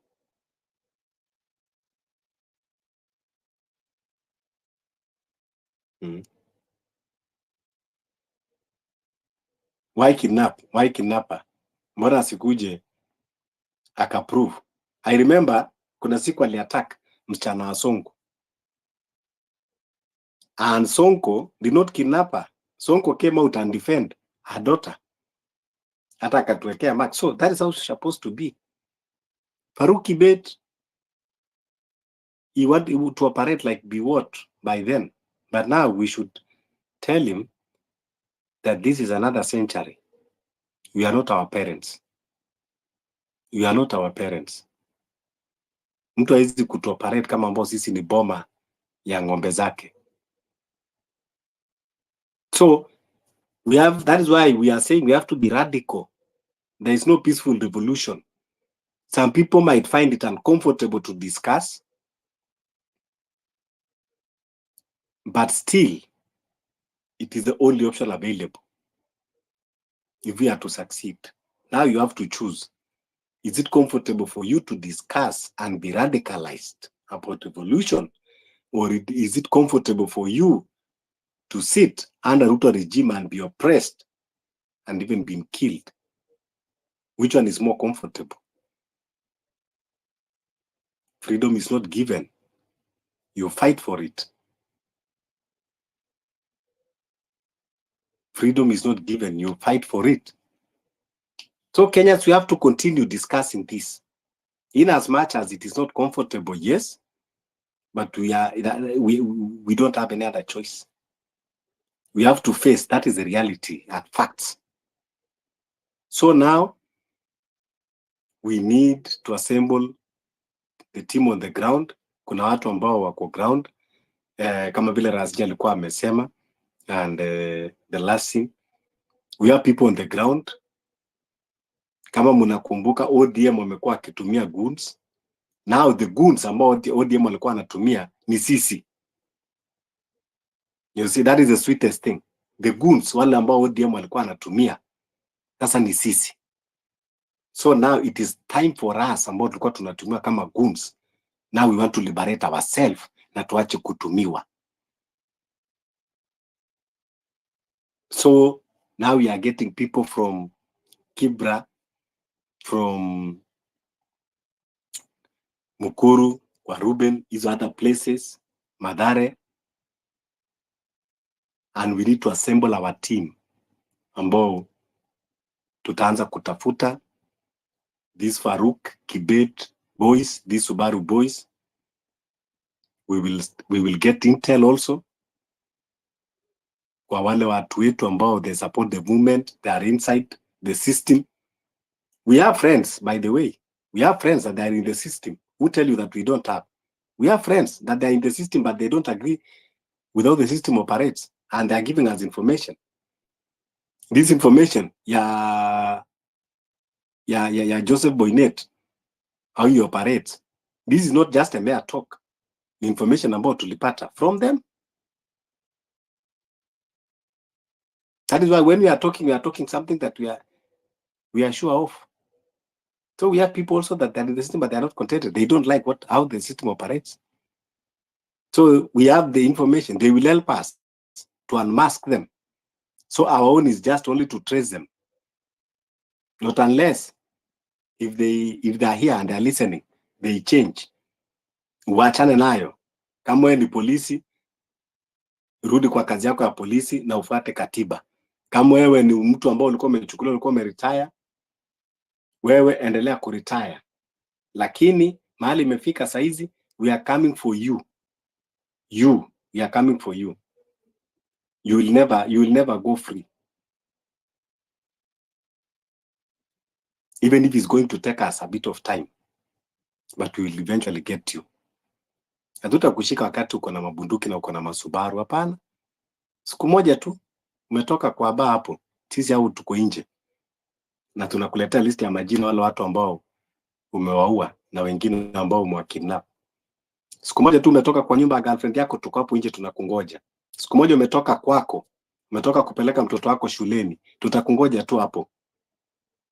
This is what we have to do as a movement. The time that we are finished with 5 of them, the rest, they will flee for their lives.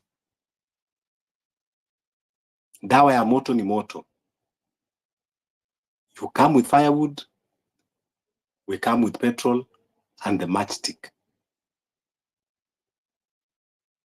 So, in as much as we like peace, but it does not mean that we are weak or we are defenseless. You cannot continue killing people. Now I'm talking this, it is even good that it is recorded. I am not breaking the law. I haven't said that we should go and attack a police station. But I say we will attack criminals, people who come as criminals. If you want to arrest Fabish, if you want to arrest Wangu, if you want to arrest Lyson, come in a constitutional structure manner. Kuja ukiwa na uniform yako, with your identity. Kuja uannounce, umenanishikia nini na unapeleka police station gani. That one we can talk. Lakini hizi makidnappers wa criminals, we deal you as a... How do we deal with the... Alafu tukiongea hivi, why would people be comfortable? Na naona kila wakati watu wakichoma mwizi ameiba simu. Mbona mnachoma mwizi ameiba simu, alafu mnamwacha mtu mwenye ameua mtu? Which one, you know, I don't understand. Why would... Mbona tunakuwa uncomfortable when we talk of a radical revolution to protect our country? And yet, we are always lynching a petty thieves. Mwizi ameiba kuku. Mwizi amebakura mtu Kibeti. Tunamleta tayari, tunaweka petroli, tunamchoma. And then mtu mwenye amekuja ameondoa maisha ya mtu. Tukiongea hivi, you want that it is uncomfortable things to discuss. What is wrong with us? Is Kibeti imebakuru ama simu ambayo imebakurwa worth more than someone's life? So, vile tunawatreat watu wa Kibeti, watu wa simu, we need even to do worse na wale watu ambao wanaua watu. In Africa society, a murderer was an outcast. If there is something that African society have never tolerated, even before white people came, they were murderers. Ilikuwa hata ukijulikana, there is a murderer in that family,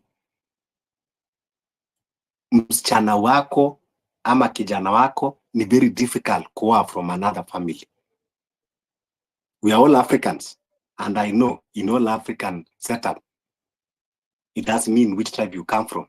That is true. Wangu, I know you can attest that. If ulikuwa unajulikana kwamba in this family there is a murderer, people will stop associating with that family. So, when we say in this revolution, what we are going to tame is the murderers. First, that is the action A that we need to do first. We should come out and tell this regime that we are tired with them. Yesterday, Kaminwa, I like how that old man is arguing the case. Alimwambia judge, you are not the only judge in this country. If the people don't want you to hear their case, recuse yourself. And that is what also we Kenyans, we should tell William Ruto. You are not the only person that can become president in this country. If people don't want you to be the president, recuse yourself. Step aside. Why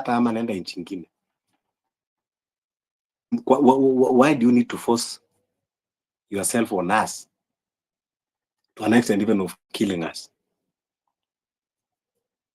So let's continue talking these hard discussions that, you know, other people don't want, because other people, they just want to create content that many people would like.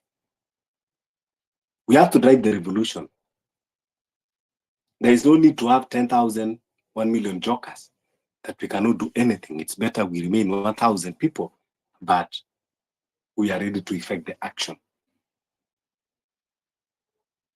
So, yeah, request the mic. Tuzidi kuongeleshana. Lasi naona unasumbuliwa na network. Wangu, do you have anything to add on? Yeah, I just remembered something after the conversation yesterday. I don't know whether it was 2008 or around there, 2009, after the 2007 elections, and the violence that followed. Kulikuwa na WikiLeaks, na anyone can go back na angalie files za Kenya za WikiLeaks zenye zilifuata that time. Na ndio maana it's good watu wajue who they are dealing with. Hiyo file ya Kenya ya WikiLeaks ilikuwa imeonyesha hii mafia ya kina nani, hawa wenye hawawezi tajwa, hawa kina Faruku na watu wao wakwekwe Scrooge na zile vitu walikuwa wanafanya. Hiyo WikiLeaks file, I saw it.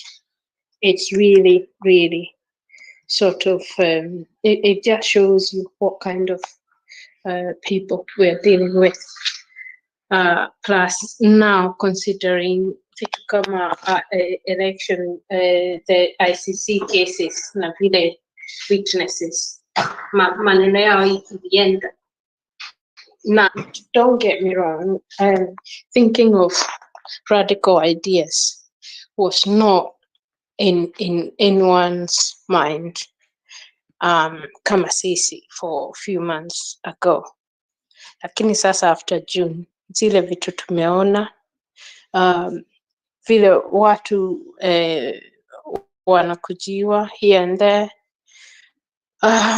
tumeona what we are dealing with, si mchezo. Na I saw some here akisema, hey, tunafaa tutafute assassin mwenye atamaliza hawa watu. And I thought, oh my God, that's so radical. Lakini sahi actually, honestly, I'm not saying I'm funding anything like that. Msiende kunitania. Na wale wako hapa, I know mko hapa, my intelligence officers, najua mko hapa mnavuta area. Sisemi ati that's what I'm gonna do, lakini for now I swear I bet you I'm not the only Kenyan mwenye anakaa akasema I wish ningekuwa na njia kama hiyo. I could, you know, juu ya zile vitu tunaona we are dealing with wakora. Na I agree with you Fabish, kwa nini mtu akiiba simu anaweza chomwa, akuwe lynched, asahaulike, lakini huyu mwenye anaiba corporate fraud ama hizi vitu kubwa kubwa hivi, anatesa watu milioni kadhaa, they just go free, we just let them go scot free, alafu you know, na hii mali yao they want to enjoy it in our country ama kwingine kwenye wanaenda, like nothing is happening, ka kuna kitu imefanyika, you know. Na I think making sure that hii mali yao, hii mali yetu wameiba, si ati wanakula na wanaenjoy na tunawaangalia tu na we just let it slide. We have done that for decades. Na I keep saying tuko na mifano Afrika, tunaona what is happening elsewhere. Sijui kwa nini tunajifanya hatuoni, tunaona. So kuna ile njia yenye tunaweza fuata na tujitoe kwa hii nini yenye tuko nayo. We have everything. Country yetu ni iko rich in so many ways yenye we don't need.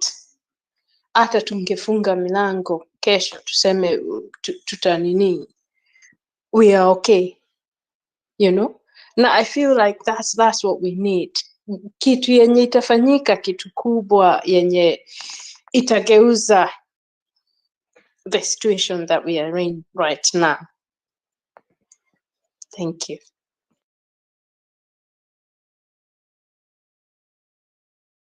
Yeah, tumeona mfano nyingi. I agree with you.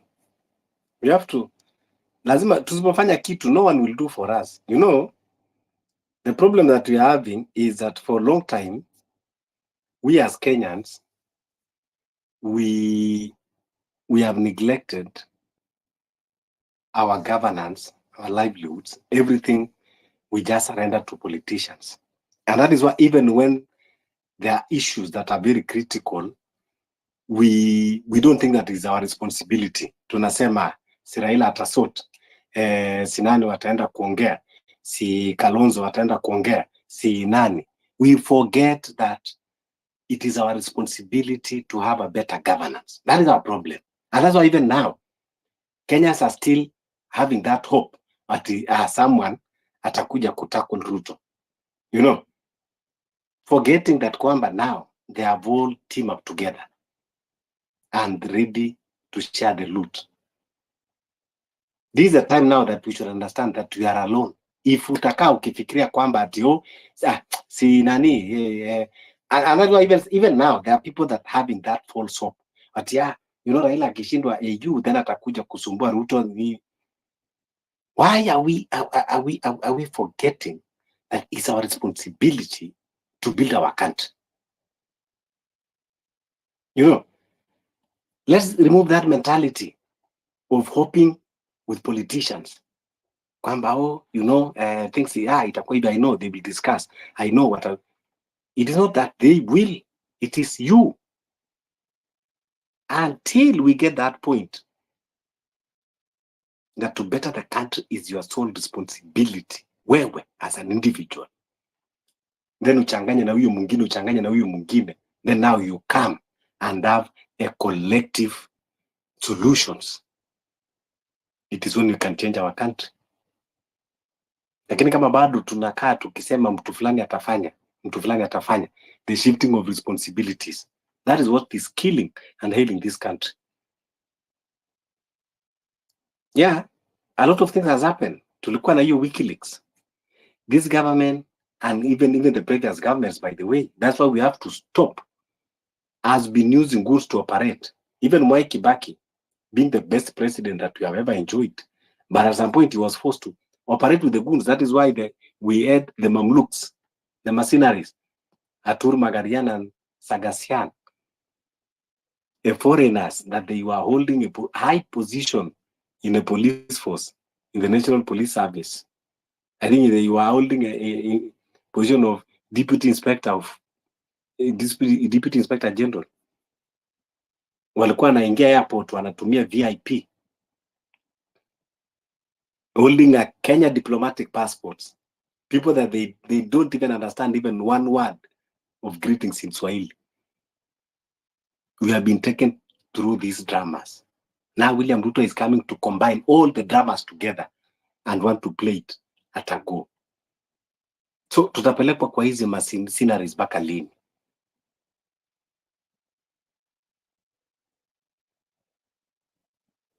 Liza, tell us. Yeah, so wangu, we have to know that we have to do something. Other African countries like Burkina Faso, you know, even me personally, I don't even have problem. It is better even the military take over, alafu ndio baadaye tujue hapo if that is what is going to take this country to reset. But the politicians themselves, they are selling fear to people because they know, oh, you know, this country can go to, even if it go to military, what difference will it bring? Because I think even it's better even military way than this one. It is better military, we know that they are operating under different constitution, not like this one that they are not operating under any constitutions at all. Yes, Wangu. You want to add something? No, thank you. Finally, me and you agree. Agree especially on that last point. Juu sahi mimi ukiniuliza nasema Kenya inafaa kufungwa. Ifungwe iko renovation. It needs renovations are overdue. Now the first thing is the political class. Au wanyimwe platform kabisa. So kama jeshi watachukua, that will be the, kama wanaweza chukua, that will be the best thing. Lakini ikuwe revolutionary, si wale wenye wanatumiwa kama vile kwingine tumeona wenye they are not revolutionary. Ni watu tu wako na tamaa, wanataka tu pia wawe wanatumiwa na whatever forces. Ikuwe ni watu patriotic wenye wanataka kubadilisha nchi. Sisi wa Kenya tutakuwa behind them.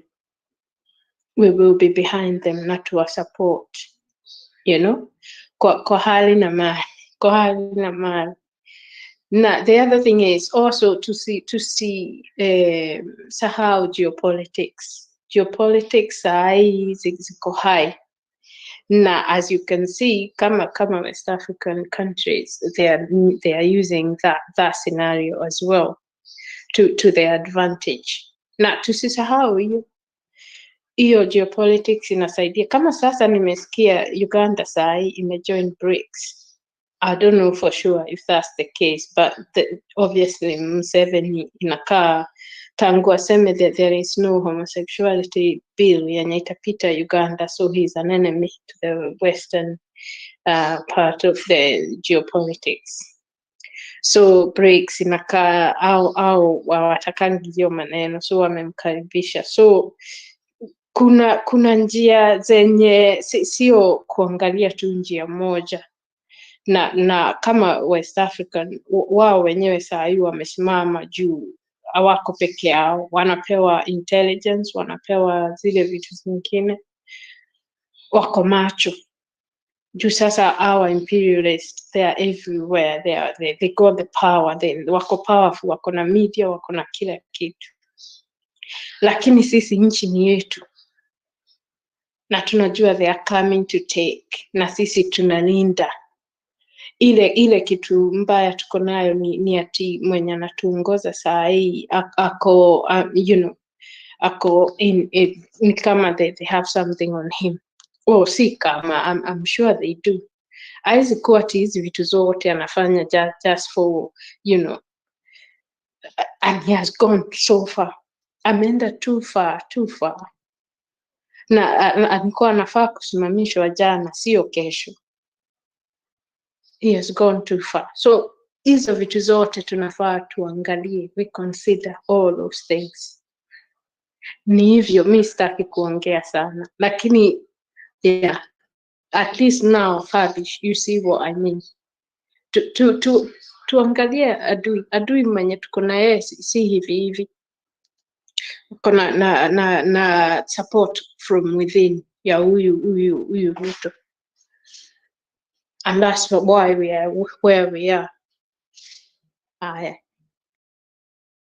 Yeah, nakubaliana na wewe wangu. Unaona vile umesema the state iko na baka media operatives. I'll give you a very good example. Do you know, like now, what the government is doing? They are now have online people who are recruited to go and be attacking online, bringing diversion tactics online, and even the media. Unaona kama saizi tunaongea K24 wanakujaga nowadays are very active in the social media, bringing topics that are just soft and sweet for the government, so that people will, just spend the time there. This is one of the tactics that government are using, and people will not understand. Unaona?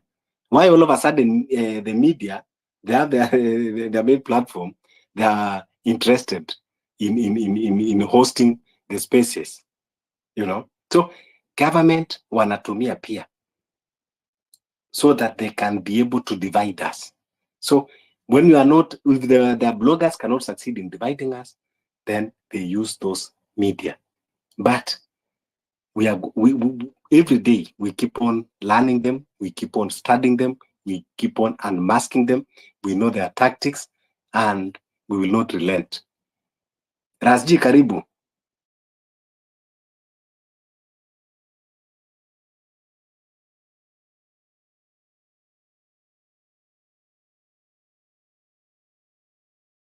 Rasji. Hello, nanisikia Fabish? Yeah, nakusikia. Now somebody was talking about kwa mtu ameongea kuhusu the involvement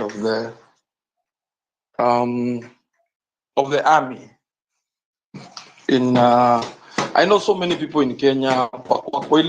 I know we have a constitution that we are supposed to follow. It's okay.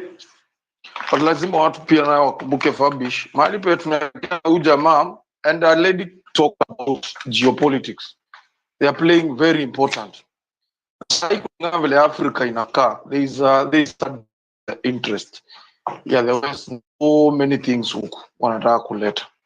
So with our politicians na interests zao ambazo ziko narrow minded, we have seen what Kagame has done in Rwanda. We have seen what Kagame has done in Rwanda. We are seeing what is happening in the other side of West Africa. So there is nothing wrong. If anything, we are willing to now welcome anything that can get this regime. Kwa sababu kwanza itatupeleka factory setting mood. Itatupeleka factory setting mood. Hii pesa yote yenye magavana kwanza wameiba, because it will render everybody jobless kwanza. Ndio tuanze kufikiria sasa kuhusu nchi. Because right now we cannot think about the nation. The moment we start thinking about the nation, William Ruto throws money to the politicians. The politicians that are supposed to be our representative. So it is very sad, it is signing ngumu sana for us to think about the nation coming together. Kama sasa angalia kitu kama IBC, tumeshindwa constitute because everybody akona.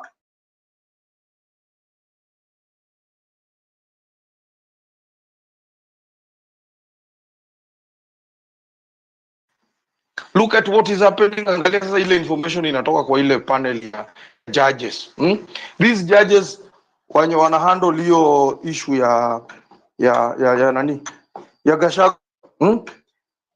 Total conflict of interest going by the sentiments ya the lawyers. Unapata one of the judges wife ameingia kwa serikali juzi. The same serikali yenye William Ruto. Unakaa unasikia, but they cannot recast Hawawezi kitambo judiciary hata tu judge angeambiwa tu hapana, cause hiyo ni kitu yenye wewe kama ni judge ukiona kama kuna conflict of interest ama one of the parties is not satisfied with you hearing the case, unaelewa, you just recuse yourself, unajiondoa. That one is allowed. It is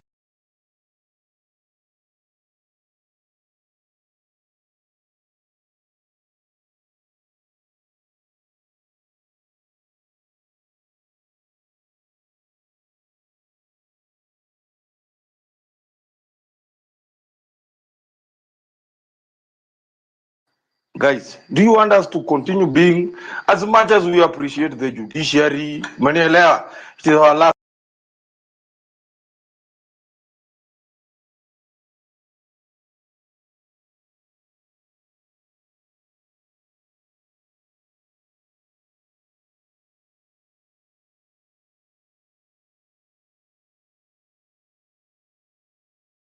nini? And that's why we keep insisting. Hatuwezi kaa tukae tuuliwe na polisi kama tumesimama. It is time also for us to arm ourselves. We will defend ourselves where we can.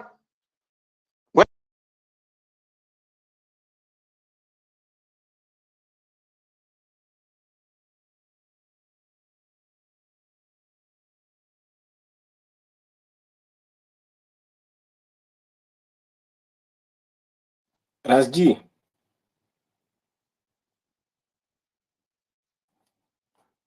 yeah, we have, Simski. yeah, I think labda network issue. Yeah, kindly request the mic. Let's keep on sharing the space. Will not be interrupted. Tutaendelea, lazima tuongeleshe kama Wakenya, tujiongeleshe wenyewe na tujue kwamba we are faced with realities, and the reality is we have to be strong. We have, there is no peaceful revolution that have ever succeed. And the only thing that I want to keep on repeating is, kama wewe ni Mkenya na unakaa and thinking that, wacha tu tukae, because I can, sometimes hear people saying that, yeah, tunangojea tu IBC tengenezwe, tuchukue kura 2027, tumtoe William Ruto. This is a pipe dream. William Ruto as is, hamwezi kumtoa kwa kura. Nimetumia amwezi because personally, I cannot even waste my time going to vote in William Ruto, because I know kwamba hivi tunaongea tayari ashaweka system ya kuiba. Hivi anaweza kupiga yameni by judiciary. He has pocketed the police. Now tell me, 9 commissioners that we are going to nominate them, watatoka wapi? Watatoka mbinguni kwamba hawezi kuweka kwa mfuko? First, I want to pity. If you have your sister, if you have your brother, if you have your daughter, if you have your son, ambao amemaliza shule, kindly, hata kama ana kazi, ili akauze smoky, never allow them, never encourage them kwenda kukua clerks wa IBC or kwenda kufanya any job ya IBC, because that is like signing a death warrant.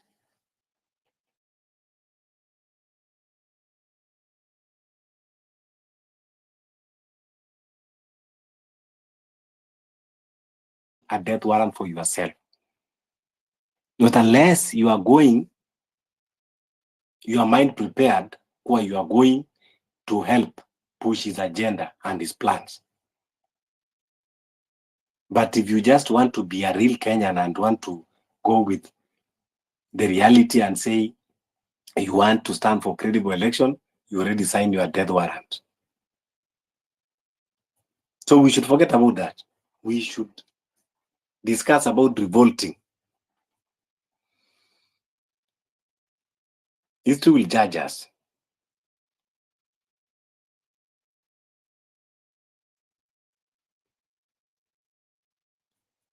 So let's continue talking.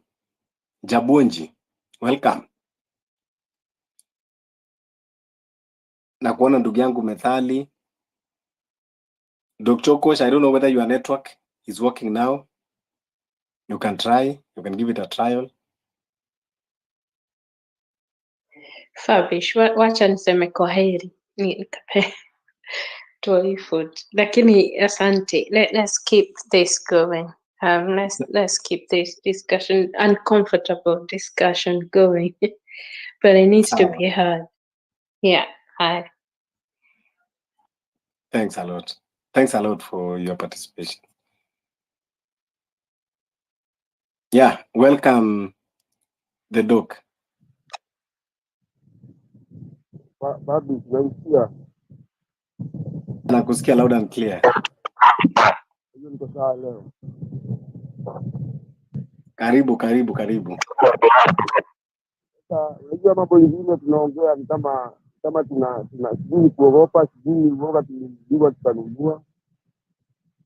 Lakini one thing for sure, Babi, ni ati the only way out of this kutokea out of our comfort zone and get this guy out. That's the only option. And saa hii ukisikia nikwambia mambo na network yangu, mimi mtu wako kwa barabara saa hii na hapa tu kwa just along the highway. And natanga hivi naangalia, where are you headed? Tukaa hivi tuseme tu, fulani atatuongelea huko mbele, fulani ataongea. What about you? So, wewe ni kuongelelewa. Na wewe pasi yako ni gani? Sometimes you sanga unacheki Fabish na kitu tumesema ati something like ODM kijana wenye mlikuwa mnatumia kuleta chaos yo. Actually I'm one of them bila kukuambia kitu haiko. I'm one of them and I've been used a lot mara mingi, but faida iko wapi? Hakuna. Fabish not unless tutokee tupatia watu mahali wako tuang'oe huko. Mi kuongea mimi hata sioni haja hata walai. The only day I come into conclusion or into argument with anything, ile kumtamua sasa tutokee tukitoa majamaa ndio wenye wanataka ama tu get them out bana. For how long? Tutaendelea tuishi aje? Mimi bado tunakwambia mambo maneno na hawa masibariboni. Mimi hata tutaanza hiyo life. Mimi kwa ghetto ama ghetto boy. Mimi na ghetto. Na kuna jamaa jana alisema mambo ya ghetto, vijana wa ghetto wakichunge. I'm one of the ghetto guys. I'm one of the guys who can mobilize.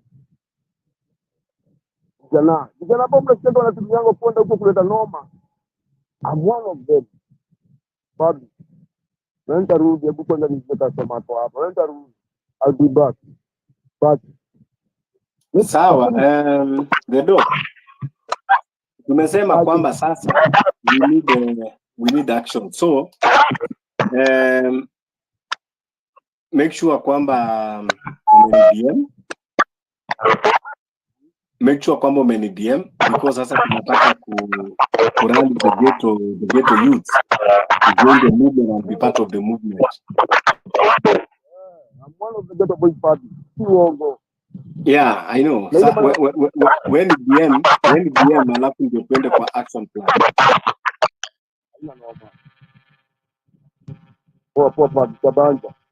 Yeah, need DM. Now we need action.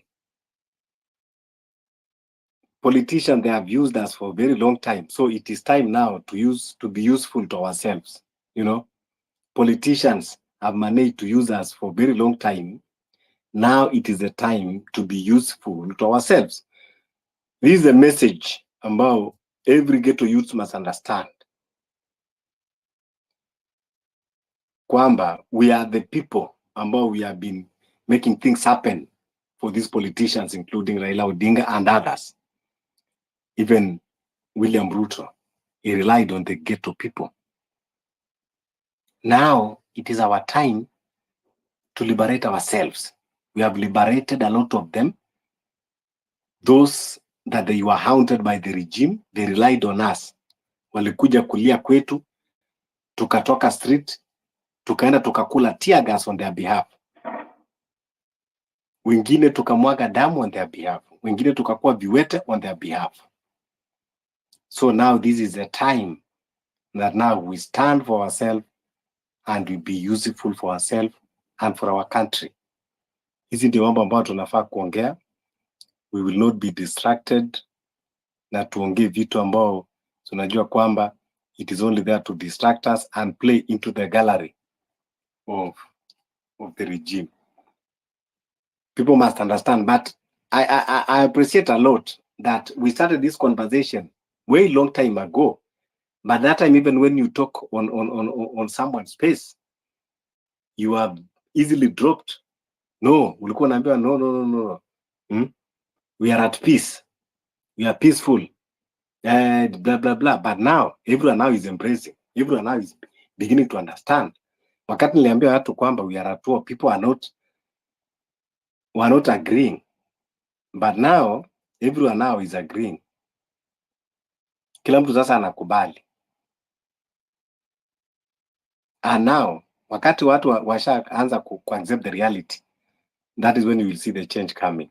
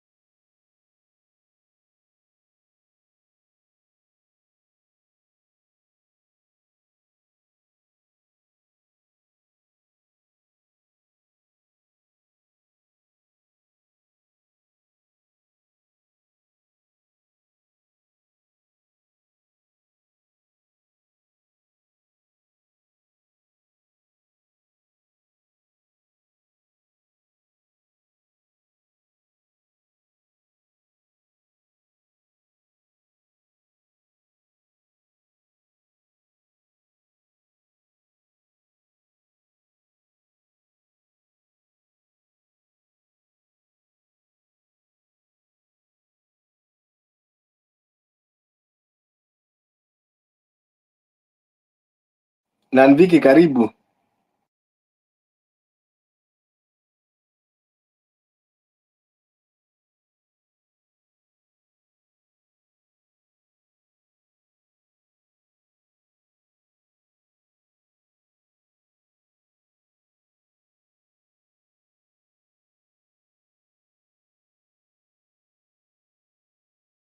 Na Nviki, hi.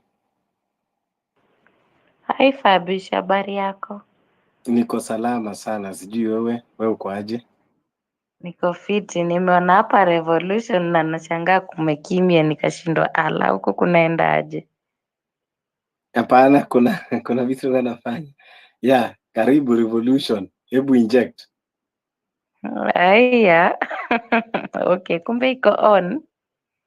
Iko live. Nice, nice. Na mbona watu hawaongei kitu?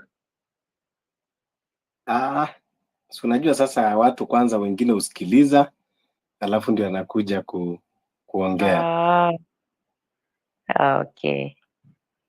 Wacha mimi nisikize kwanza hapa chini. Sawa, sawa. Lakini wewe Thank tuambie, wewe unafikiriaje kuhusu revolution? Unaona mambo inaendaje?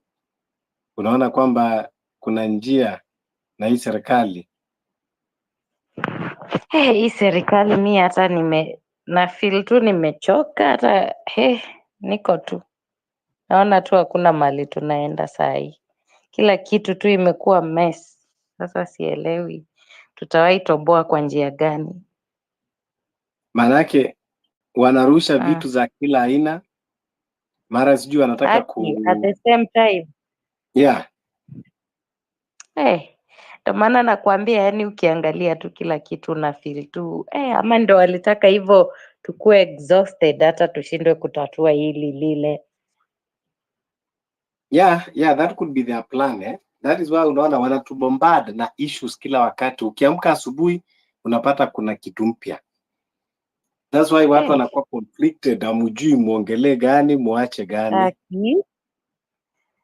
Na kila mtu tu ako na zake sahihi kwa hii space, nakwambia mambo yako Mungu atusaidie. Yeah. Yani huyu jamaa kweli ni master game. Yani ni master plan wa mambo. That's why sometimes naambia watu kwamba huyu jamaa in as much as mnamwandarate, lakini wala vile anajaribu yani kutugawanya very easily. Anatubomba, anakidnap wengine, yani anatufanya tukue busy every time we have something that we are discussing. Yani niliona hiyo ya Gaitho hata siku tweet kitu nikasema tu mimi hata sasa, na ukiona hivyo wameabduct mtu, kuna kitu wanafanya, so wanawa keep busy huko, free someone, free who. Kumbe wao wanafanya mambo huko. Sasa leo kuna Maverick. Si ndio hiyo sasa? Kenya, Mungu tu ashuke sasa, it's too much. Alafu naye Wakenya ni nani? Wakenya tunataka tu kukaa kwa comfort zone. Uwezo unafikiria kwamba something will happen along the way. Ndio hiyo sasa. Because Wakenya wakiamua kutoka kwa wingi, lakini sasa shida kidogo tu tushadanganywa na kitu kidogo tushagawanywa. Ndio hiyo sasa. Hiyo ndio shida, na walijua hivi. Walijua tu wakimanage kutugawanyisha huku na huko, basi mambo yao yataenda smoothly. Sasa unaona hii bill ya 2024 ni kama inapitishwa tu kitu moja moja. Yeah, ile finance bill exactly. That's what they did. Walisema okay, nyinyi mnajifanya, so tutakuwa tunaleta moja tukipitisha. Nakwambia niko tu nimechoka tu mpaka nikasema hii politics wachane, labda siwezani haki, nimechoka. But pia tukichoka sasa, nani atasimama kufaitia hii nchi yake? So that is what they want you to do. They want, unajua the reason why unaona Museveni amekaa kwa power for all these years ni sababu aliwachanganya wananchi mpaka wakachoka.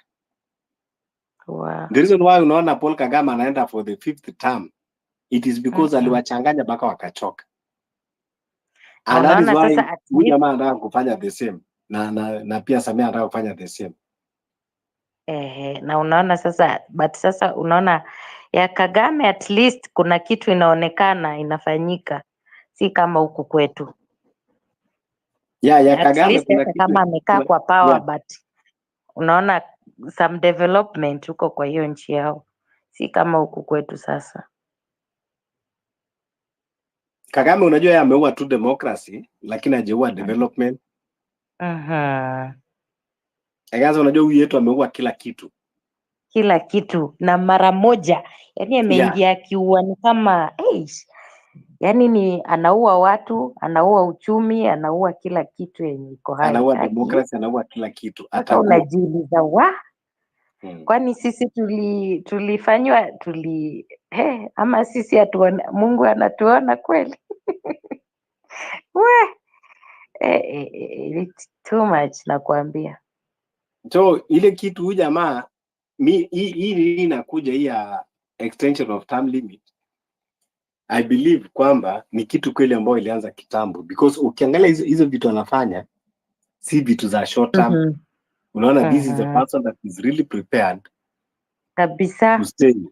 Yeah. Na unaona sasa kama amemanage kufanya tu vitu huku chini ya maji, what about term limit? Hiyo si Na anaipitisha tu. imemwendea. Haki.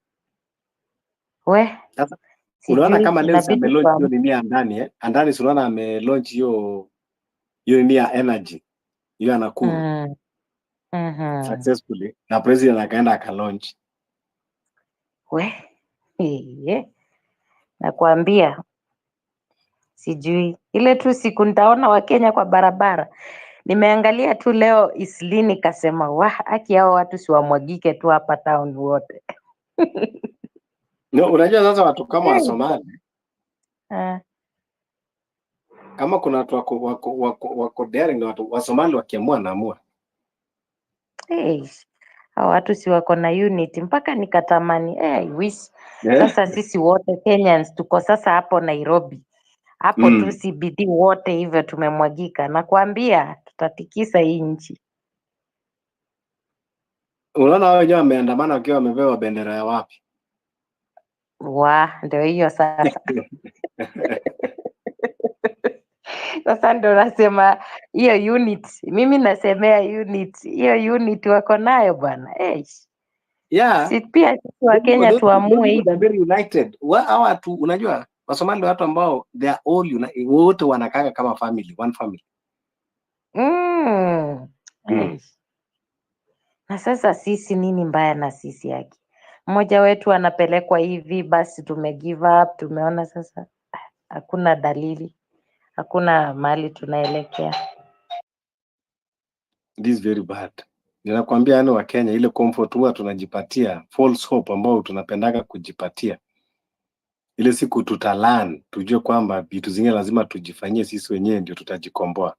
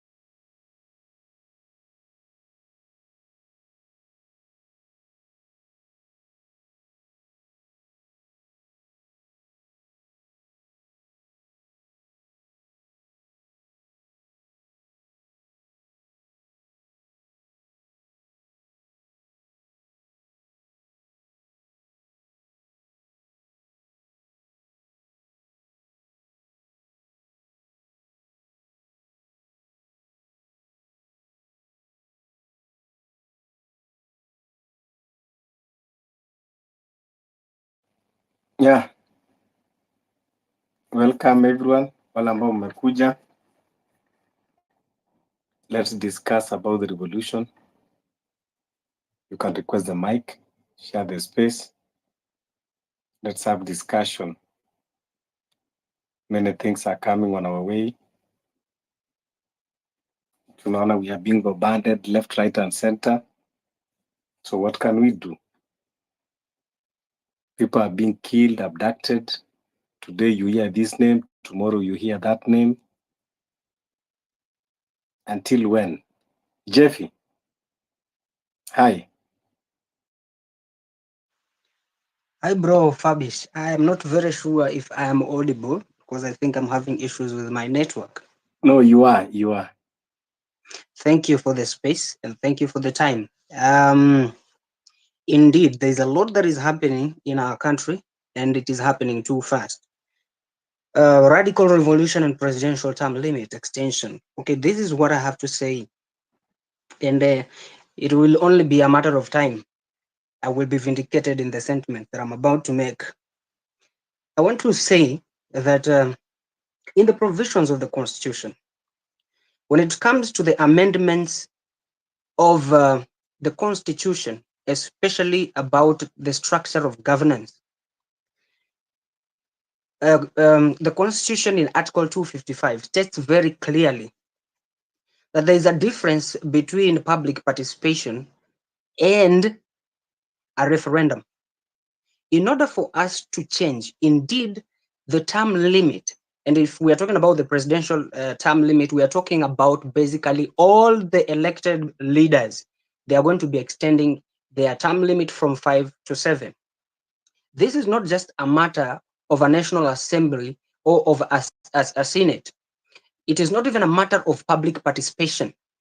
And actually, if you've heard, Kimani Ichung'wah has already stated the position of government on this. That's why, for me, I think it is a charade that we've been treated to.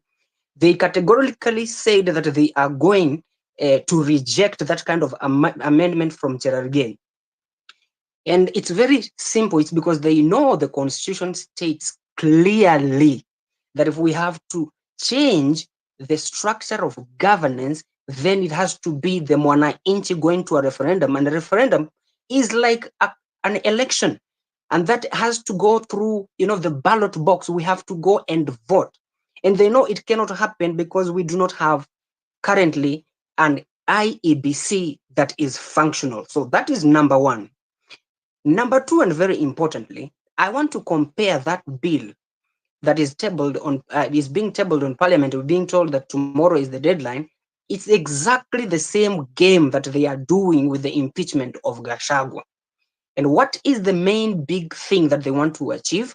It is diversionary tactics, so that we are so distracted and preoccupied. We are so busy trying to petition and write these comments and submit them before the deadlines to keep us from exactly what is important and what matters for the Kenyan people. What matters for the Kenyan people is this big thing that we are calling Adani, that is taking Ketraco, that is taking JKIA, that is taking Shif and Shah. We are being distracted from this thing that has just happened today. We have seen Bill Gates and the foundation that has been given an immunity in Kenya, and it has been protected, has some privileges. It has the ability. It's like seeking for an asylum here in Kenya. They have that prerogative. Once that has happened, and the government has already okayed it today, what happens? We know Bill Gates for what he stands for. We know the depopulation agenda for African people. We know that he propagates communism and this, totalitarianism. So that we are talking about a situation where the state owns everything, ranging from food and agriculture production, so that it is the state that manages how much is produced, who produces it, and how it's going to be dispensed to the people to cripple us. And we talk about these vaccinations, we talk about the scandals that Bill Gates has gone through. I mean, he has so many charges that has been filed against him outside Africa, and he has actually been fined, and most of those charges, actually, he's been fined and he has paid those fines. We have like the JP Morgan who has just landed today, and we are being told that he has been given now the freedom even to access our banks. And you know, he's running this Chase Bank that has these scandals in the, you know, I really pity ourselves that we are slack in getting proper information. We are so lazy that whenever someone says something like the president, we just take it away and run with it without interrogating the facts and the details and the information behind these things. So for me, I would think this presidential term limit, give it 1 week or 2 weeks, it will be nothing to be talking about. I heard a poll that came out today, I think it was Infotrack, that was saying that Kenya has been rated as the best country that is being the best governed country in Africa. And you know, that for me poses a question: who is sponsoring these polls? We've seen them before. We saw them before, you know, the elections. We saw them. And my questions would be, which nation have we seen abducting its own people, killing its own people? We have people being packed and stacked in polythene bags, and you know, in you know, being thrown in rivers, collected bodies mutilated. And yet we are talking about a government that is functioning, a government that has been rated above all other governments in Africa. And I think this is an agenda that is being pushed by the youth, and especially the sitting government. The way I look at it is, US is trying to parade President Ruto as the president of Africa, because they have made Kenya as the, you know, the hub, the testing ground for all these things that they want to do, this globalization, this communism, this what we are calling about the GMOs, the depopulation agenda. It's beginning here in Kenya because Ruto has given these people that leeway or that mandate. For example, mbona hawaendi TZ, mbona hawaendi Uganda, mbona hawaendi hizo nchi zingine za Africa? What is so special about Kenya? When we talk about Kenya working for its people, how is it possible that we can have so many people going to the hospital? This SHA and shifting is not working. Dialysis is not working. People are paying from their pockets in order to get treatment. How is it then working for us? When we talk about this airport deal, has anyone told us that there is an 18% annual projection of profit that Adani is supposed to be making from the airport, from the substantial amount that they have invested the capital, which is 1.85 million US dollars, that is an equivalent of 240 billion. And annually, they're supposed to be collecting 18% of profit. With that, it means 16.2%, 16.2 billion will be actually profit collected by the Adani Group. And if that profit does not, it does not materialize, then that debt is transferred. It becomes an obligation for the government to pay until we get to that place that they have these annual projections of their profit. And what that means is that debt transfer and the risk of that debt will be paid by the Kenyan people. That means higher taxes. So for me, I'm like, when we are being told that Adani is coming and he's investing money which otherwise would have been borrowed, it's not making sense for me. Kenya is not working. Those are the issues that are ailing us, and those are the things that we should be talking about. Let me pick a call. Fabish, I'll come back later. Thank you, Jeffy. Yes, indeed, those are the things that we need to talk about. Now, when you come back, we want to know,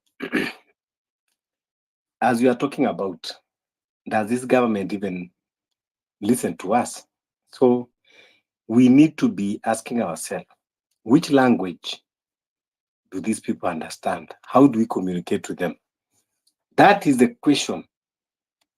How do we communicate with this government so that they can understand our pronouncements? We have tried to petition them. We are going to court. We are doing everything that we can. But instead, they are revolting, killing even people, even looking for the whistleblowers. The influencers are being targeted. They are not safe. They are not at peace. Some of them, they don't sleep in their homes.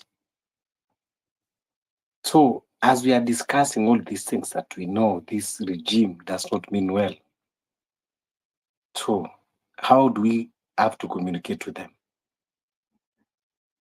Tutumie lugha gani ndio tuelewe? Fabish, I'm back. Yes. You have asked a very good question. What language does this government understand? Let me just take us back to. I was in a space that was being hosted by K24 a couple of minutes ago, and we have some government officials, official representatives who came there, and they are saying that most of us young people are just complaining instead of giving opinion and giving and advising the government. And then the question is this: the government, what language, what should we say in order for them to understand what it is that matters to us and what we want them to do? We came with the finance bill and we told them we want it down in totality, in its entirety. It took the deaths of over 50 people outside of parliament for President Ruto to actually realize we mean business and we mean exactly what we are saying. It is us who are paying the taxes. It is us who are working on those jobs. It's us. It's our salaries. I mean, it's our ni jasho yetu hii. It's our own sweat. Tukakuja tukamwambia we want the dissolution of parliament of the cabinet. What did he do for him now to tell us that he has listened to young people? He did not listen to anybody. He just did a reshuffling. Actually, the very same people that we did not want in cabinet had the same exact same faces that he brought back into cabinet, as though to say, so mtadunini, you get. So the other time when they were impeaching deputy president Rigathi Gachagua, and I don't really care about him, but personally I'm trying to answer this question of what language does this government listen to? When they subjected that motion to public participation, anyone who has eyes and ears could see and hear. The people, a majority of the people, even 80%, they said one thing, one language. They spoke as one man and said, if Rigathi has to go, they have to go, both of them. You cannot accuse Rigathi of one thing and that thing Ruto is exempted from or exonerated from. Are they tribal? They are tribal, both tribal. Are they corrupt? Both of them are tribal, and we said we want them to go both. When they went into parliament, they tabled the public participation report. What did they say? They said the same opposite thing that the people said. The people said, we don't want this government, it's not working. We didn't talk about Rigathi Gachagua alone. So for me, I think this public participation is only it's a matter of format. What is it? What the right word would be? It's a matter. They do it as yani wanaifanya tu ionekane kama inafanyika. Just a cosmetic. Yes, a cosmetic thing. Ionekane ni kama inafanyika, but there's nowhere public participation and the people's opinion count and matter. You could tell from the beginning that this was a predetermined political exercise, and it was going to end exactly how the executive wanted it to end.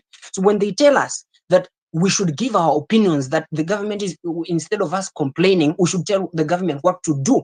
Ruto does not listen to the people. Ruto has his advisors, and he listens to those advisors, and most of them he micromanages them. Everything and anything that Ruto wants, and I would dare add, Ruto and Raila want, they get that because they have people in parliament. So for me, I would think that mahali sasa tumefika sisi, the only language that Ruto is going to understand is a revolution. And a revolution is imminent. A revolution is inevitable. It's just inevitable. Kwa sababu tumesikia, tumeongea, ni kama kupigia mbuzi gita. So if kama mbuzi haizi piga vita, simpige viboko. So for me, I think, I'm happy that more and more people are now coming into their senses and realizing the gratitude, the gravity of the things that we are raising here on these spaces. So for me, Ruto haezi sikia, hata kwa ballot haezi sikia. Ruto kitu anaweza sikia peke yake ni revolution, rebellion, civil disobedience. Hizo ndo vitu peke yake Ruto anaweza sikia, because now they will begin to call the attention of the international community. It is funny that today we had two different contradicting reports from the US. The US. One US department says Kenyan democracy is at risk. Another one comes and says that the Kenyan government is really working. It's the most progressive democratic republic in Africa. And then I'm like, okay, are you guys speaking from both sides of your mouth, or what's really going on? Until mimi nilijaribu kujiuliza, find out ni nini hii kitu inaendelea hapa. And then I came to the realization of one thing. We have a delegation of Bill Gates here, a foundation here. They were here. We have a delegation, not even a delegation. JP Morgan was here today. And both of those guys have been given those privileges of immunity, nini, which means they can come, and everything that they do here in Kenya is legal, is actually legal. So what that means is, if any country out there, including the US, wakiwa na shida and they issue orders of arrest or repatriation into those countries so that they can, they can be prosecuted or convicted or jailed for something that they have done. And there are so many things that actually these guys have allegations against. So what that means then, hao watu hawezi kuja hata washikwe hapa Kenya, because now the sovereignty of the Republic of Kenya becomes sovereign over every other nation as long as it's within our borders. So these people are seeking an asylum with the Republic of Kenya. And do you know why? The reason is very simple. These people are afraid that the probability that Trump is going to win the election, the forthcoming election in November, it's like the probability of him winning is very, very, very high.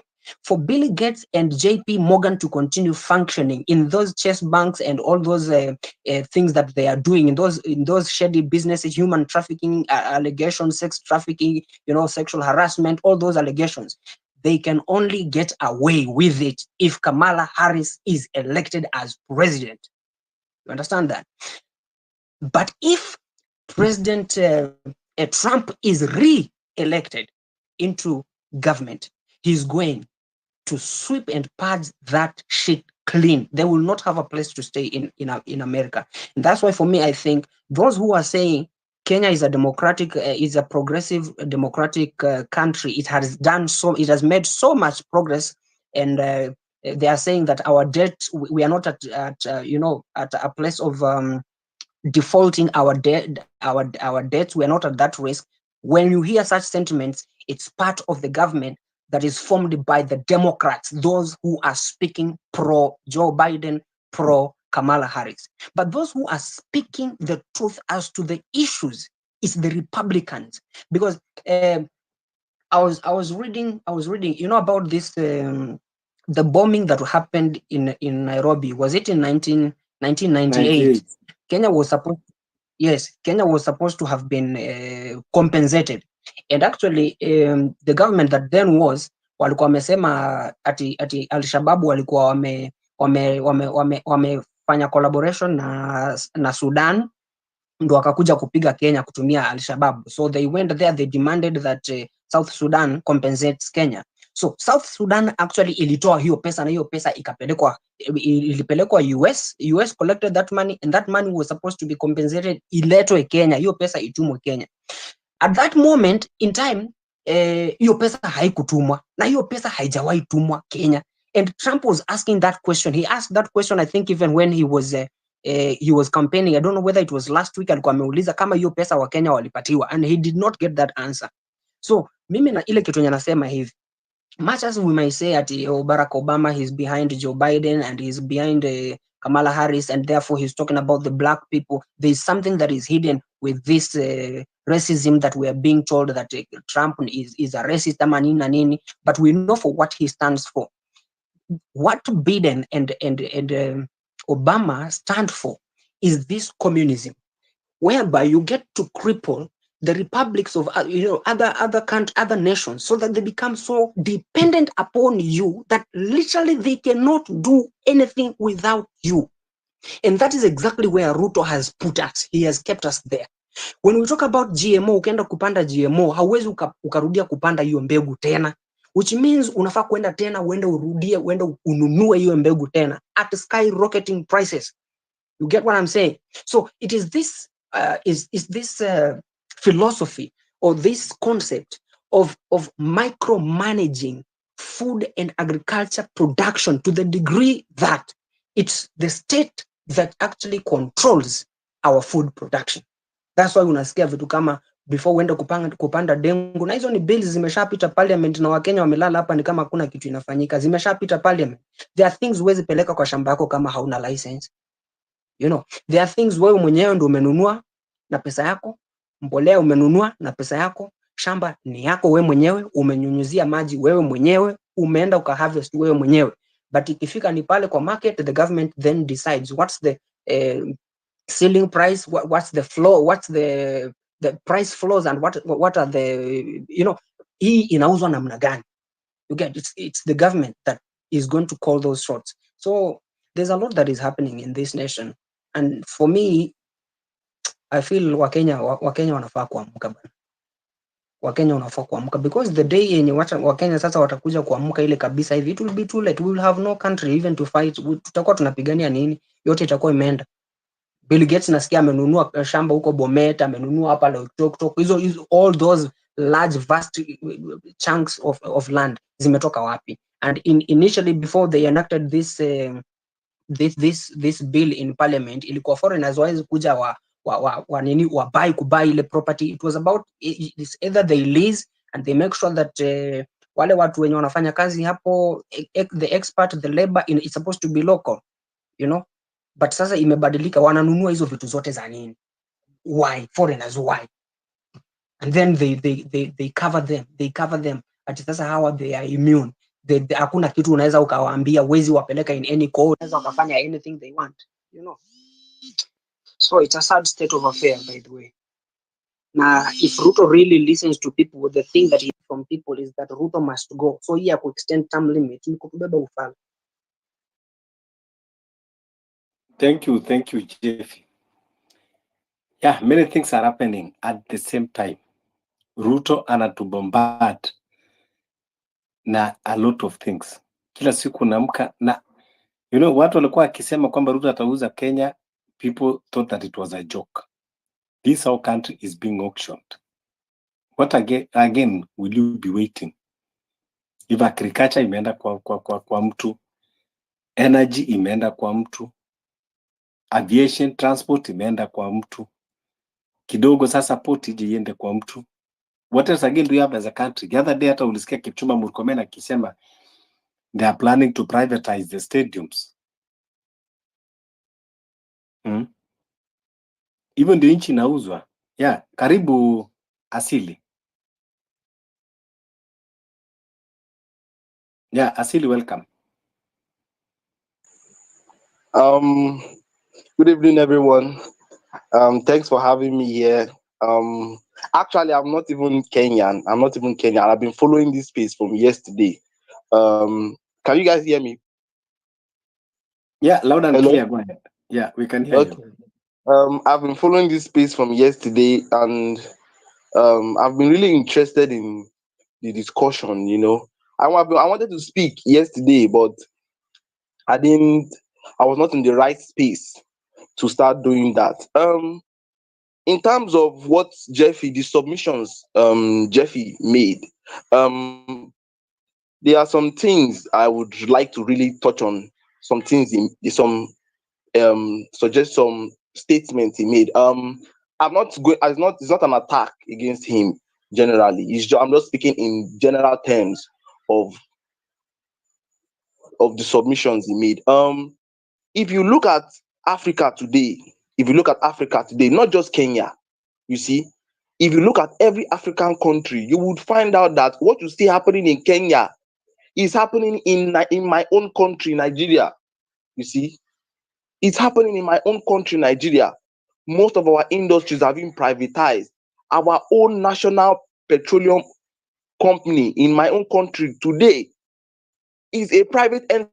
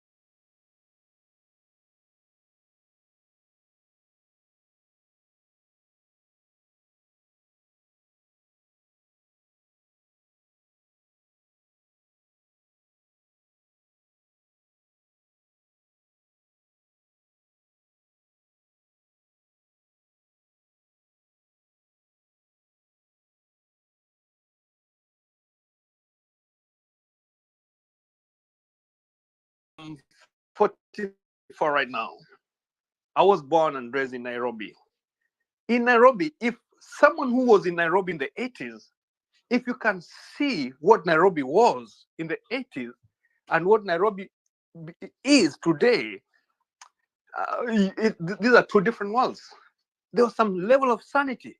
Those are the days that when policemen, they were afraid of even taking bribe. They were scared. There was some order. There used to be running, clean water running in houses. We no longer have these things. In Nairobi today, if you live anywhere and at least you have your running water in the house, you are one of the people considered lucky. Lucky, I mean, clean water for drinking. You can't even drink the tap water because they're defiled. I mean, this water have been contaminated. So I think it's high time we don't talk of these stories. These stories, we've heard them, we've tried working on them. The rubbish that these medias are trying to bring us on discussion. I mean, wachana K24, Citizen. Forget. I look at what they are trying to post. I get so upset. Yes, hold on, Zachary. Uncle Peter? No, this is not Uncle Peter. This is a friend. These are other people. This is another forum. Sorry, guys. Then you look at whatever kind of topics they are making us discuss. It's upsetting because these people, they've given themselves in for a corrupt leadership regime, government that is just playing games with people's mind, people's lives, playing games in everything. So I don't think it's for us to discuss. Kama wanataka kudiscuss hizo mambo zao, wachana Citizen, KTN, whatever, let them discuss them. It's none of our business. It's none of our business. For us, it's just to find a way of moving forward. And going forward, we have they may bring us, they may bring one or two of us down, three, many of us down. But at least lazima kuwe na heshima. Another thing is the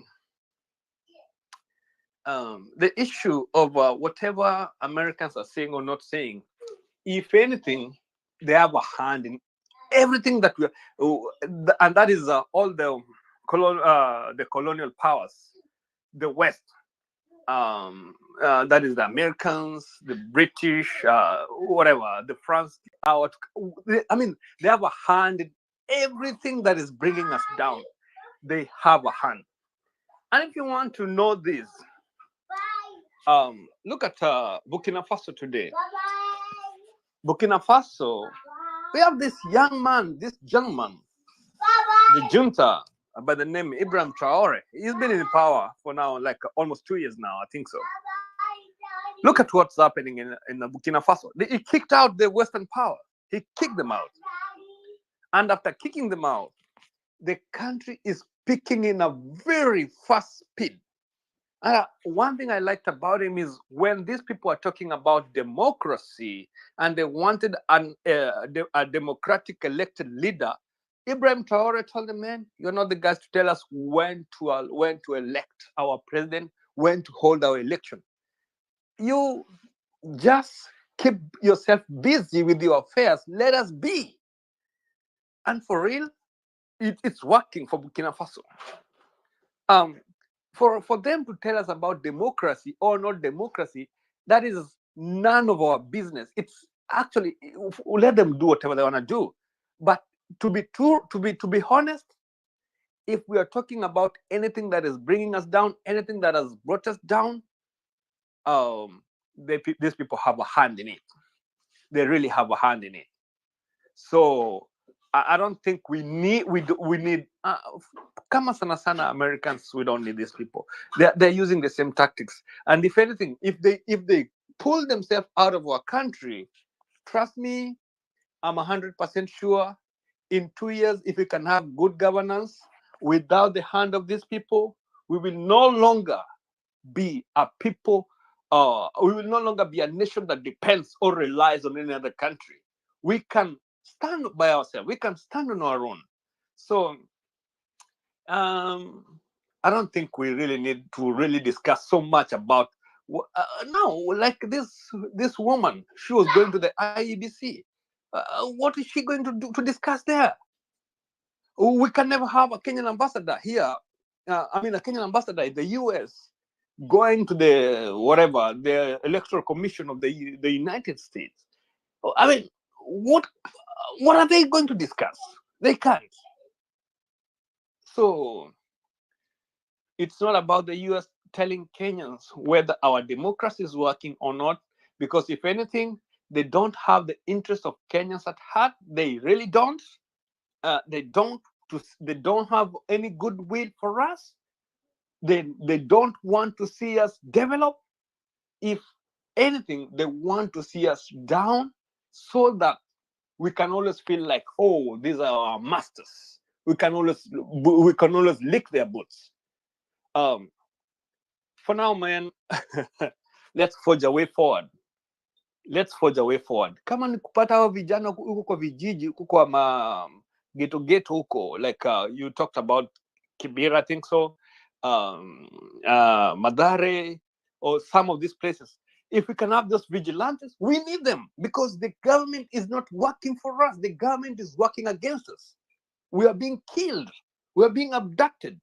And as human beings, the first instinct that goes when you are being attacked is to defend yourself. So we need to defend ourselves. The government is not capable, is not doing it. So we can defend ourselves. And I think it should have been natural. It is natural. And so therefore we need to go for these people, just like you're mentioning in Fabish. It's good for us now to go for these guys individually. It's good. And I think it's proper for us just to go for these people. I wish I had the ability to do that, because right now I'm not around. But I believe we need to go out for this. We need to go out for these guys. This idiot called for Jumla Mwita Farouk. Who is he?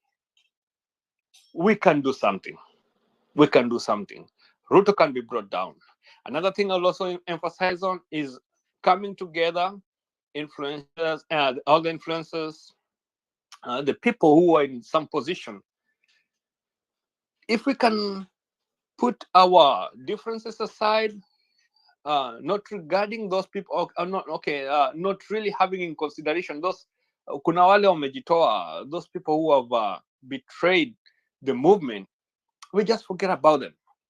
Then those who can help us push forward, who can help us move forward, we just swallow our pride a little bit, and after swallowing our pride, we form a formidable move that can kick this idiot out of power. I learned at this point.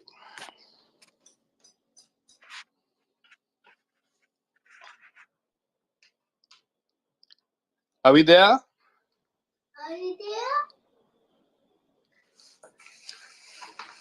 Are you there? Halo, naongea peke yangu ama? Yeah.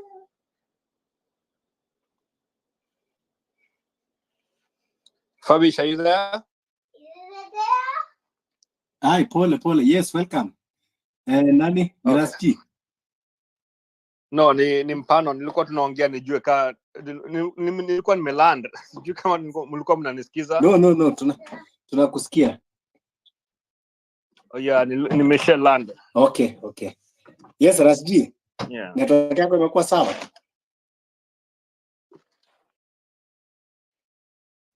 Rasji.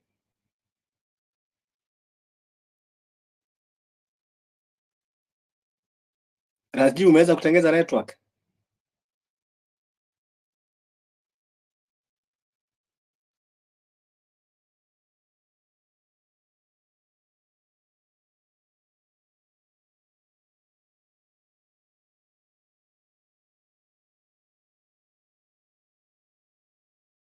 Yes, karibu Wanjiru. Fabish, wewe unalala. Like it's either you're doing something else. Sorry, I was engaged in karibu kwanza. Hebu nisaidie kwanza hapo. Mimi naingia nikitoka, ukinipea co-host sasa itabidi sasa nikae hapa na mimi ni mpita njia.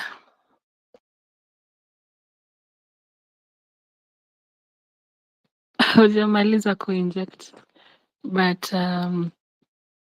the guy that was here ameongea sense though. Umesikia vile amesema mwanataka niko echo.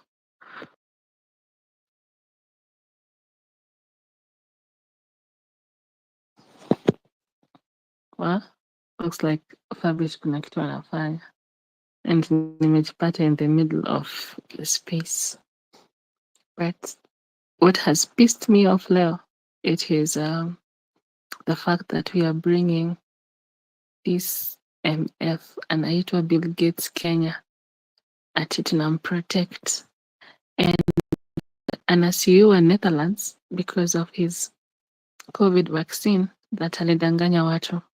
Sasa imagine him coming here and you know he has he's the billionaire, so akona financial muscle.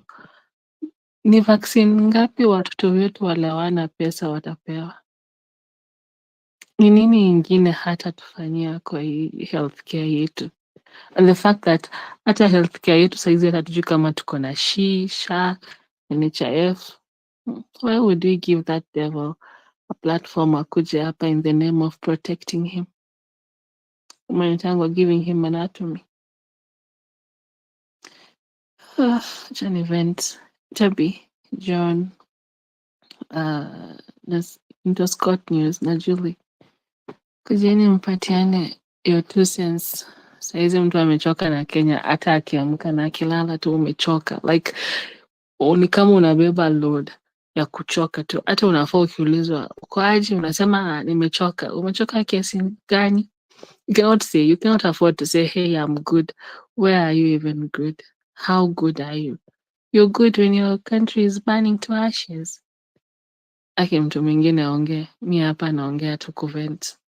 Na hii venting niona na sioni kama itanisaidia because I can't believe how MPs wanataka kujiongezea 7 more years. Kufanya nini? Kuleta Yesu akuje ama kufanya nini? Before uchoke na hii, unachoka na hii, unachoka na hii ingine. Oh, I think this is the hell that we were promised in the Bible. Chaniache kujiongelesha. No, haujongeleshi. That is how you are supposed to vent.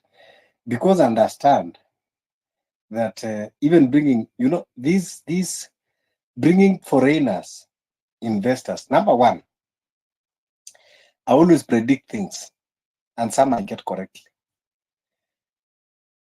If Ruto is going to do away and stay in power this time round, what I see, what I predict in near future, this country is going to be xenophobic. When the citizens, the indigenous, feel that they are oppressed and the foreigners from the West are given privileges over them, that is when people will have xenophobic ideas. And this is what Ruto is now building. Tell me, how can how foreigners like Bill Gates will come and occupy a very huge chunk of land that's supposed to be a community land, okay? And these are the same people that they will be used as conduits of corruption. Because tell me, Sasa, these people, when we call PPPs, they will have their partners. Who do you think their partners will be? Definitely cannot be me and you. They'll be the high-end people in government.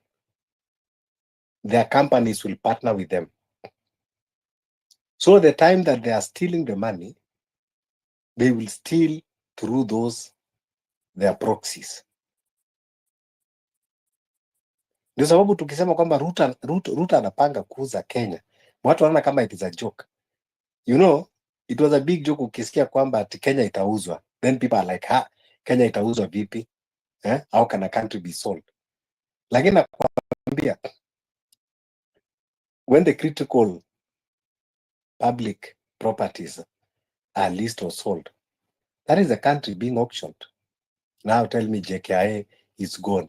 The energy and petroleum is gone.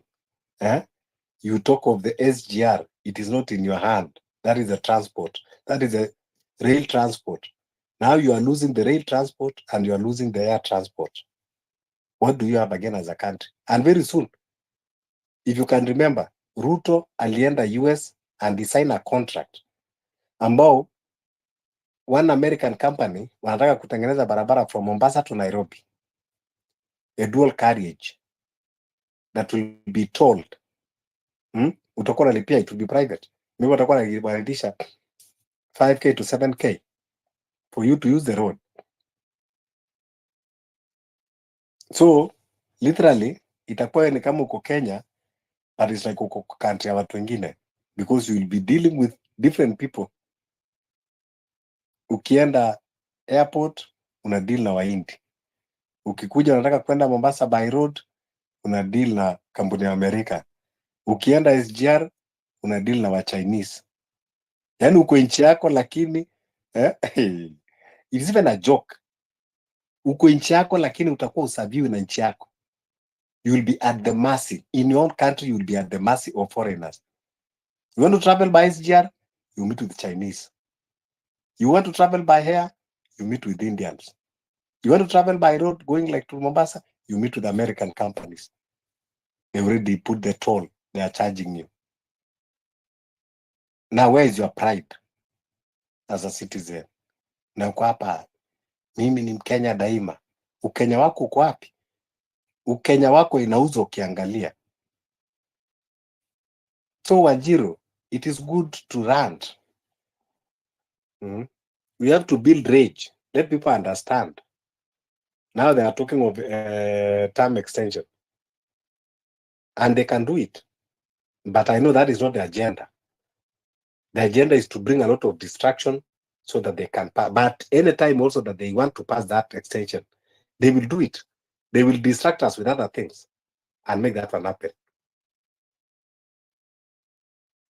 Now, even in the social online media, they are distracting us, bombarding us with nonsensical issues, and we are falling into their trap. We don't even qualify to it a republic or even a country that has democracy. We don't even have democracy. You see, democracy is power to the people and not an individual. So tunafaa tuseme now we're in a dictatorship country because all power belongs to one person. He does not even care whether we live or die. These are only is not a dictatorship. These are only is like colony. You know, you are being colonized. We are Hata serving. wabeberu walikuwa wazuri because they used to take care of people and walikuwa wanawapea maybe medicine wakiwa wagonjwa. Sasa imagine you have a cancer patient na shisha whatever hailipi and NHIF ndio ilishafungwa. Kwanza my heart goes to anybody who has someone who is sick or any Kenyan that has a chronic disease out there. It's not easy. It is never easy. I once had a relative that was sick, like last year. She continued resting in peace, and that NHIF really came through for them, for us, because NHIF ingelipia chemo, radiotherapy. So imagine someone having the same disease and says NHIF SAD. Wow, and tragedy.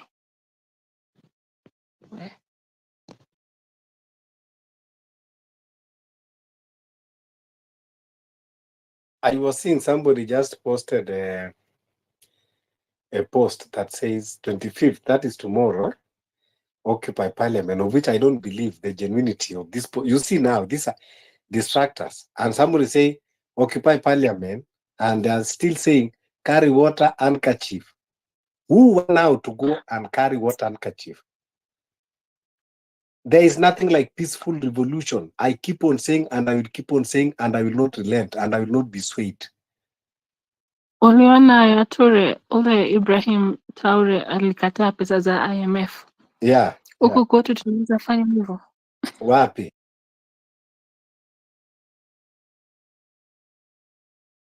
Like hakuna kitu haikusinyi. And then these religious leaders that were telling us that oh, Mungu amesema Ruto ndio president ni Ruto. Where are they right now? Those ones that were going round churches wakisema vile ni Mungu amemchagua. See they come out right now na tuambie kama huu ni the same Mungu tunaomba ama is a different God. Ama aliexchangewa tukapewa the devil himself. Kwambia Fabish, hakuna mahali unaenda unakosa kukasirika. Like unakasirika everywhere.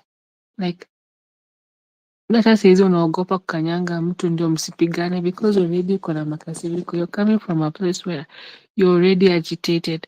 So any small agitation then inaweza escalate kukuwa something else. Yeah.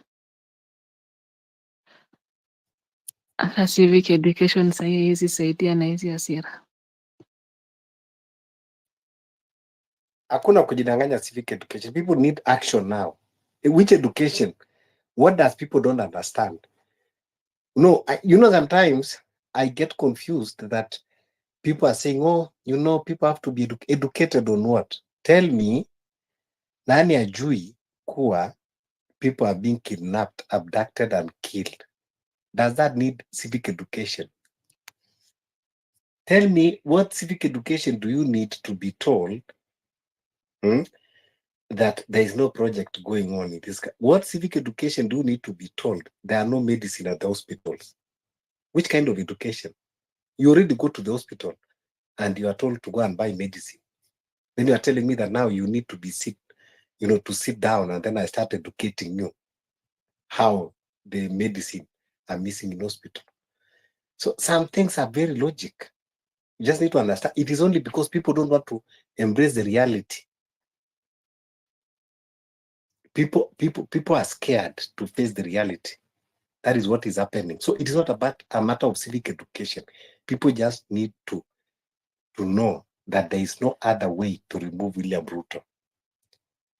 The sooner we understand this is now when we will go to the streets and remove him. But people think that there is a miracle that is going to happen along the way. And especially those people that they are lying to themselves that we can remove him in 2027. Of which personally I've said, I've even, hata nimeweka 100,000 Kenya shillings. I'm ready to bet with anyone. 100,000 Kenya shilling. As you go and vote, I'll be on the street with my 100,000 Kenya shilling. If you remove Ruto by voting, come and take it. But I'll be on the street with my placards waiting for you to come and tell me Ruto has stolen the election, because that is what is going to happen. So nataka kusema power should be removed by force. Thailand should be removed by revolution.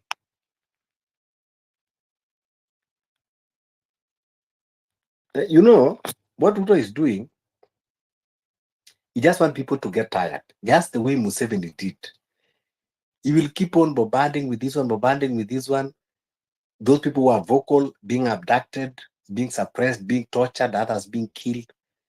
You know that if you continue like that for 3 years, along the way, you will be fatigued. Some will get tired. Some will buy the fear. And now, you just sit down and keep quiet. That is why you see like Ugandans, they already give up. They already given up. Now they are saying, let's wait until Museveni dies. That dude, even if he dies, then the And son now, will be the one who that's what I'm telling you. And now he has be recruited his son, who is now the as a general. general. No, that's why they must be organized. That's why they must be organized. That's why you need organization. That's why they need organization. It's necessary. Asil, your own is even worse than ours. Nah. Our own is just Your own is on another level. Like your ancestor president. We cannot be ranting and you guys are ranting. You guys should have gone to the street like years ago. Let's go and deal with your home. How how can your president go for a 2 weeks vacation and he's the head of state? You know, the problem in my own country is this: is that we have a left. My country has a left. The left has organizations, but the left are without programs. You see, that's a huge problem, and it has a leadership problem too, as well. That's a huge problem. Your own has past hours. Oh. Your own needs. I don't even know. Your own does not even need prayers. Not even prayer and fasting will help your own. Your own needs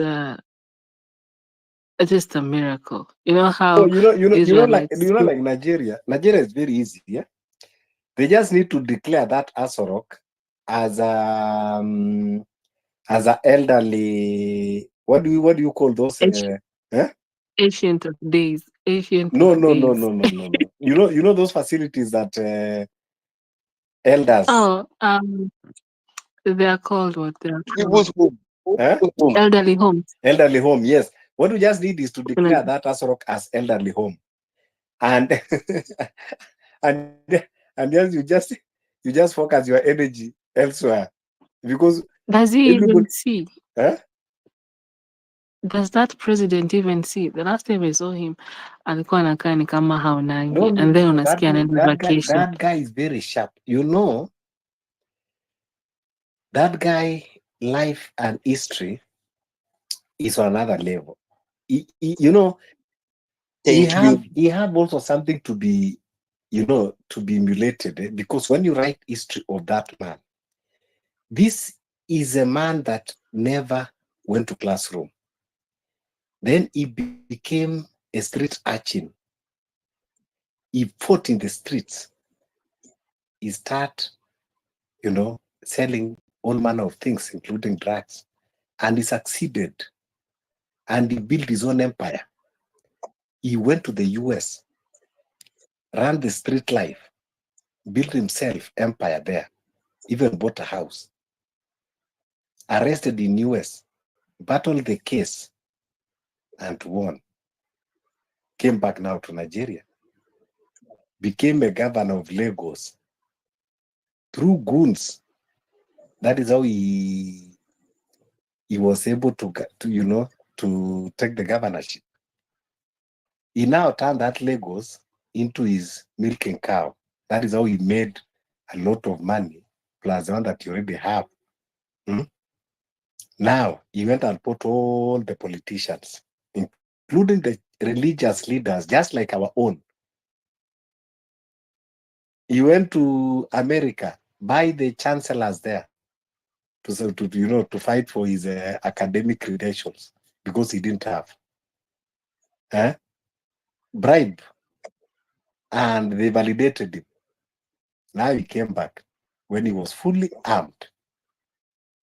He go to the electoral body and pour out the money. The chairman of election, Nigeria electoral body. And he paid even the police. That's why the election of Nigeria was like, do you know, Anjiru, you will see in the open markets, they have the polling station there. Yeah.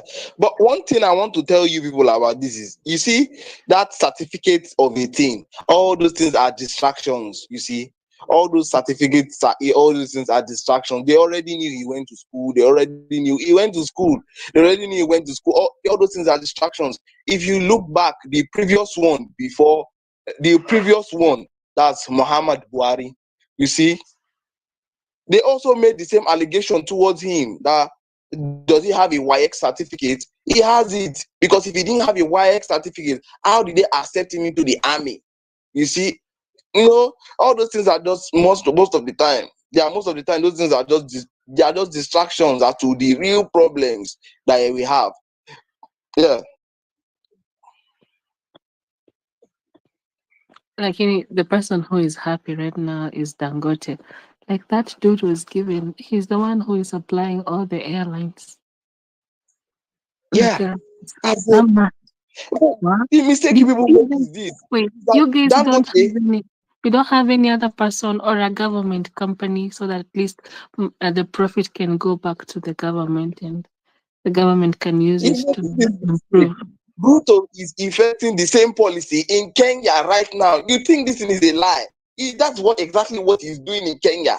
You see, if people make this mistake and think, let's not engage in this suffering Olympics among African people. You see, Ruto himself is putting these things in place. That's why you see most of the stadium is being privatized. All privatized. You see, it's a gradual process. We were not here before. Before our electricity was a state-owned and a totally state-owned industry. Today, our electricity is totally private. Is a privatized economy entirely. You see, so that's just it's a gradual process. They'll take you from here to here to here to here to here. You see. And let me ask you, what happened to Biafra? I thought Biafra were gaining.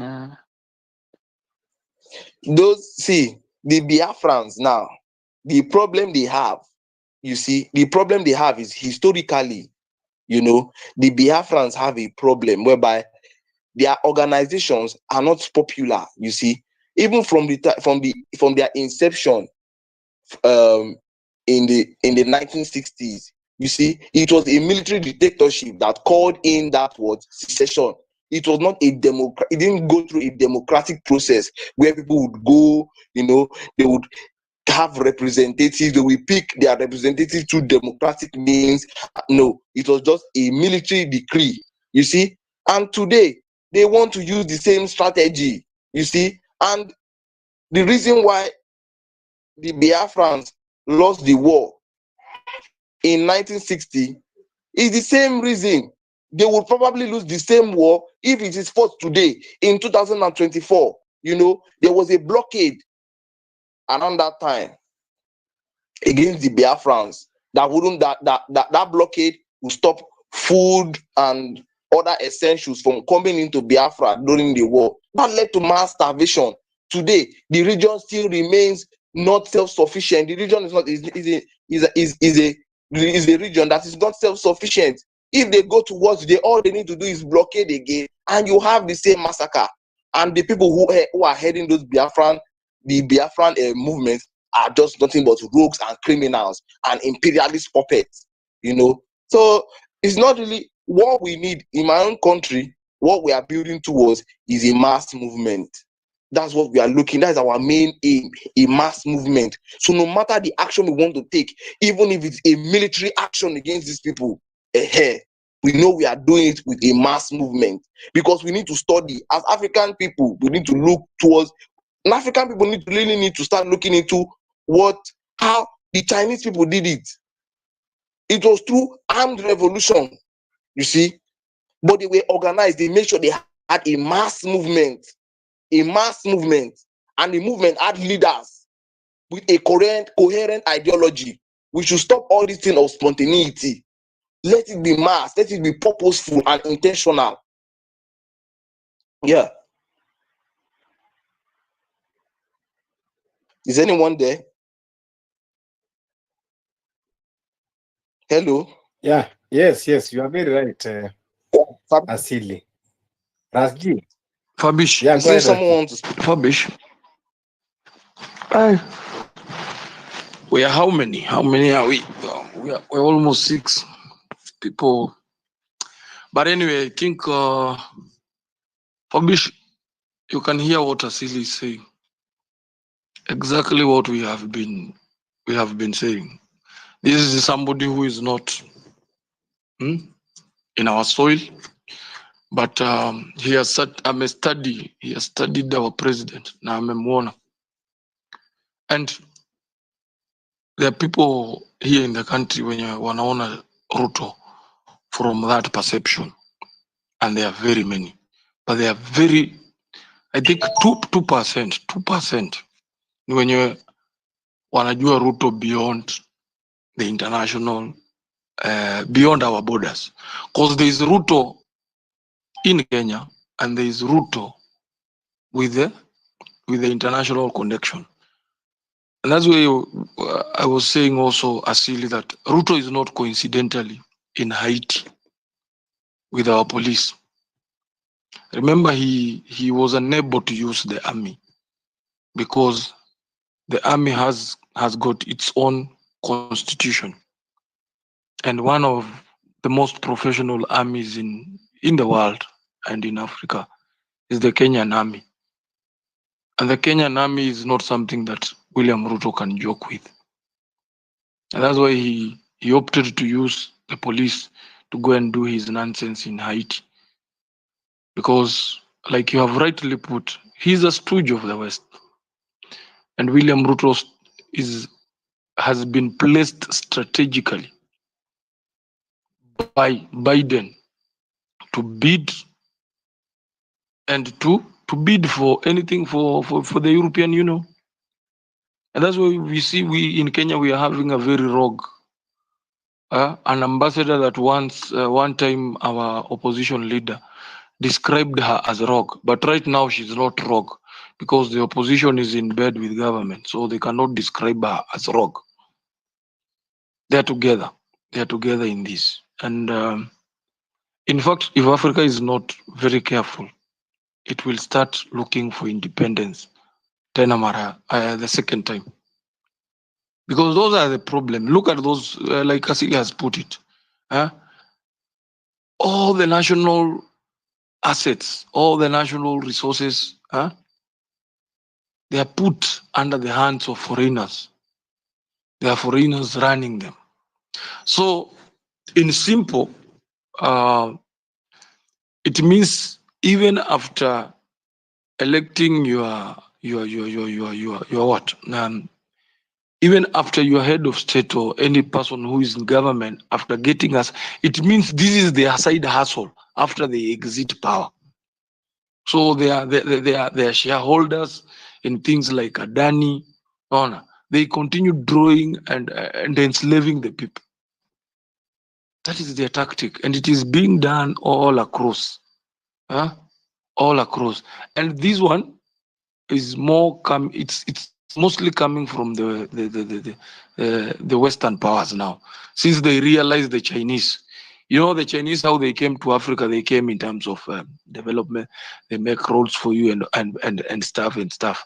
Now we are having mafias masquerading as business people. They are given those national assets to run, but in really sense, they are running them on behalf of the they're running them on behalf of the people in power. So right now, Ruto is busy trying to become a Kenyatta, and that's why you saw Ruto had a very big problem with Kenyatta, because Ruto wants to amass wealth for the short time he has been in power. He wants to become another Kenyatta. You cannot become a Kenyatta all in a night. It's very impossible. And Ruto forgets the same West that is using him. It's the same West. If we, the people of the Republic of Kenya, will not be able, but at some point, the West will also plan his ouster. Because the West doesn't. You know, the West has a very big stakes here in Kenya. You have the British occupying very large chunks of lands in Nanyuki. Nanyuki is not very far from home. They have big ranches. Those are stuff that even Ruto himself cannot even touch. So when push comes to shove, the European Union will, Watangalia, they will look for their interest and say, no, this puppet has to go. And there are so many ways Ruto will be nailed. Remember Ruto, what they usually use, remember all the charges at the ICC were not, they were just dropped. So they will make sure they resurrect those cases and intimidate him out of power. So there is nothing that will come for free for him. Regardless how he steals, he will have problems with the opposition here in Kenya as we talk. The opposition leader realized now if they have been stealing my election throughout, and there is a way I can get it to power through other ways. That's what he did with the Moi administration. He has done with the Uhuru administration. He did it with Kibaki administration. Now he has finally done it with the Ruto administration. And what Ruto right now is doing, Ruto is ready, and so many people are not seeing this, but Ruto is going to sacrifice his party, UDA. I was just having a conversation with somebody. He's going to sacrifice his party, UDA. And that's why unaona Ruto is consolidating power now behind ODM. And so many people have forgotten that Ruto came from ODM. They were with Raila Odinga in ODM. They only disagreed during the power sharing agreement when we had the 2007, 2008 post-election clashes. That's where they disagreed, because Ruto believed that Raila had won the election. And because Ruto has said several times that his problem are the Kikuyus. And that's why we had a lot of blood in his backyard there, the Rift Valley. So Ruto wanted slaughtering, and he wanted everybody slaughtered in the Rift Valley. Anybody calling himself a Kikuyu, because he badly wanted power. And he believed he had done enough to give Raila Amolo Odinga enough votes to become a president. So when Raila went to the table through the negotiated Nusu Mkati government, and Raila accepted to form a government of national unity with Mwai Kibaki, Ruto was very bitter with Raila Odinga from that day. And that's why you see, even after Raila went to draft his cabinet, because they shared power with Kibaki, Raila knows Ruto very well. So he didn't also want him near power. Remember, Raila had become the prime minister. So he was to appoint a deputy prime minister. Kibaki was the president, and Kibaki had also to appoint a deputy prime minister, in which Kibaki appointed Uhuru Kenyatta as the deputy prime minister. Now, the list that Ruto wanted from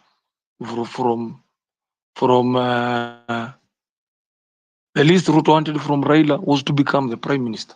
But Raila went, he knew very well that Ruto was power hungry.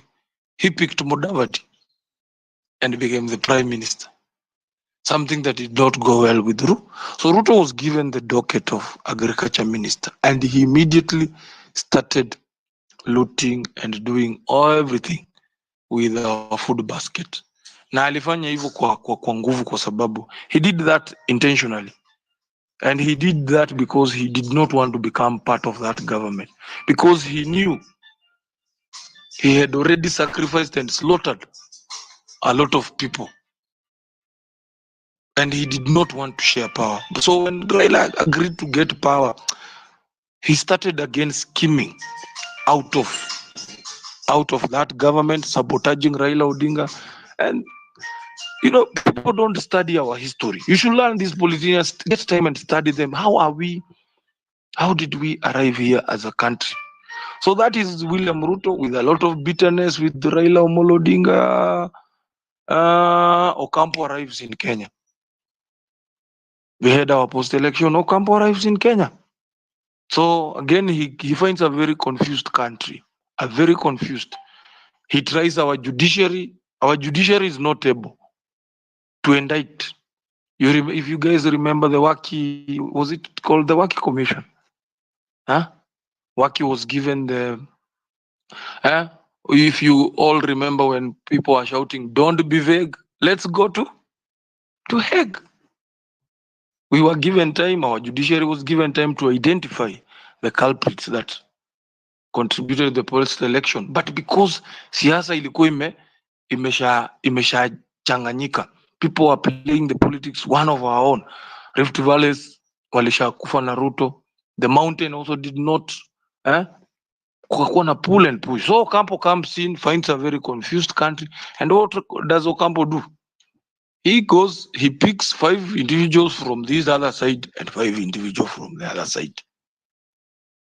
Kaenda aka-announce the Ocampo. Were they 10 or were they 8? Hata nimesahau. He announces, and on the other list we find William Ruto and we find Uhuru Kenyatta. So wale the main ones, wale wenye wanakuwa na contest presidency, being Raila Amolo Odinga and Mwai Kibaki, they were not in government. They were not hawakuwa kwa hiyo list. Now ndio walikuwa presidential candidate. So it tells you the importance of, once you're in a problem, the importance of seeking power. No. So, and so many people don't know why Uhuru and Ruto went for power. They decided to go for power kwa sababu wakati walienda Hague, when they went to Hague, there is nothing else that would have shielded them from the international wrath or from the ICC. It was only for them to get power. So they went because this is a marriage of inconvenience. The marriage between the Kikuyus and Kalenjis was a marriage of inconvenience. These were people who were put forcibly by the elders to protect them. Because if they were out of power, and if you people can remember very well, Mwai Kibaki, remember we had brought in the 2010 constitution. So the 2010 constitution had set a very high standard for anybody to accent to the presidency. We had chapter 6 of the constitution that was already in place. And now that Ruto and Uhuru Kenyatta had been indicted by the ICC, they stood very little hopes of becoming presidential candidates. Lakini, what happened to our country? All the institutions that are supposed to check them and clear them for president, they cleared them. They cleared them. So at some point Uhuru akakuwa na shida, akaona hii kitu inaweza leta shida. And if you remember the madaimoni, when Uhuru said of demons, it is demons that had confused him not to ascend the presidency. Because I remember that time I was a very young boy working for those politicians. Uhuru was forced, and he was told by the Mount Kenya mafias, you need to be on the ballot whether you like it or not. On the other side, also William Ruto had declared that he will be at the presidency. On this other side, there was Raila Amolo Odinga, there was Kalonzo Musyoka. The opposition was very strong. It was very strong. And if you can take all those events, you will realize we are just dealing with the same bunch of people. It's just recycling. Now, Uhuru Kenyatta and William Ruto, because of the ICC factor, they decide to come pamoja. So 2 communities in Kenya come together against these other communities. And that's how Mutahi Nguni coined the phrase tyranny of what? Of numbers. Sasa after tyranny of numbers, people were sold the narrative that if 2 communities can come together, if they can decide to come together and win election, then these other communities don't matter. Hapo ndio kiburi ya ukabila kilizaliwa kwa hii nchi. That 2 communities, it does not matter. You know, sometimes I see Mutahi Nguni nowadays tweet for government.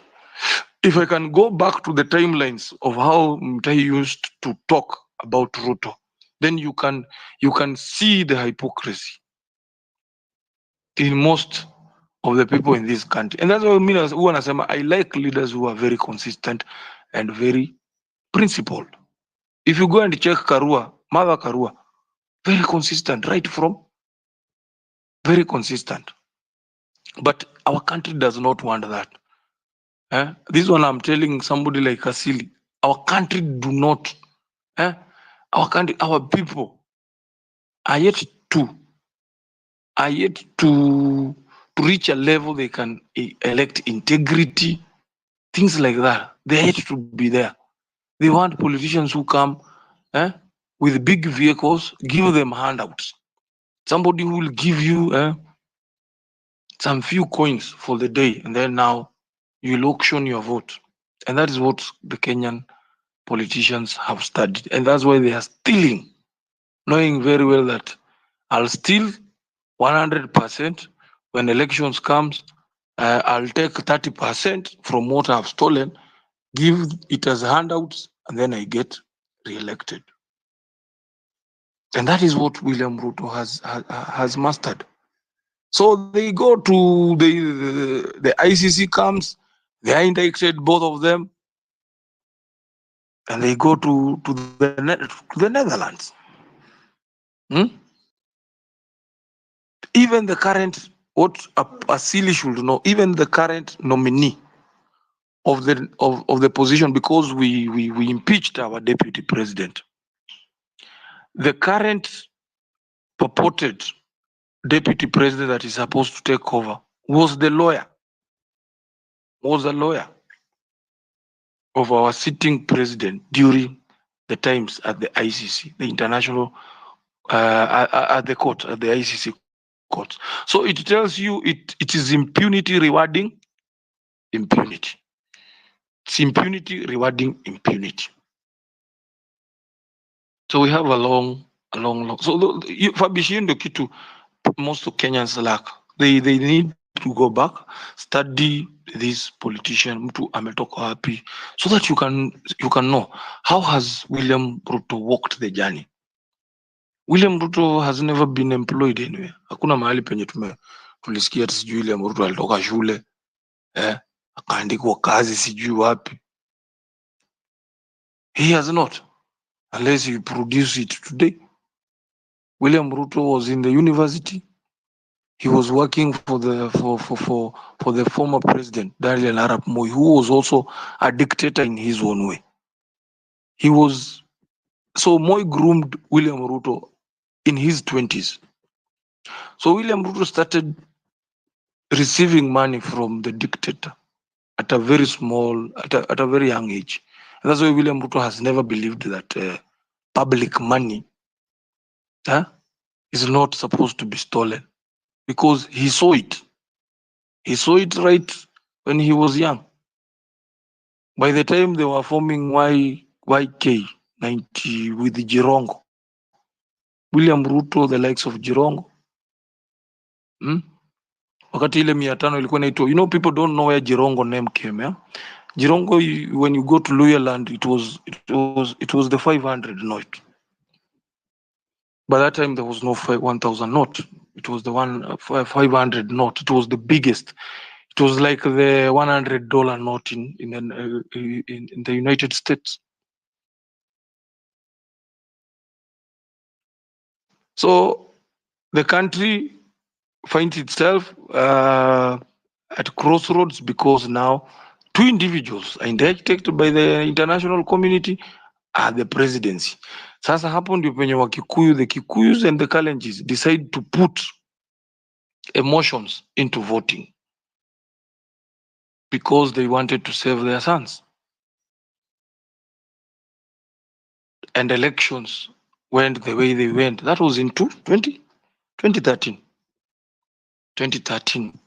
Uhuru and Ruto defeats. They defeat all the other communities, all the 45 communities. They were defeated by two communities. And that's where our problem of kingship.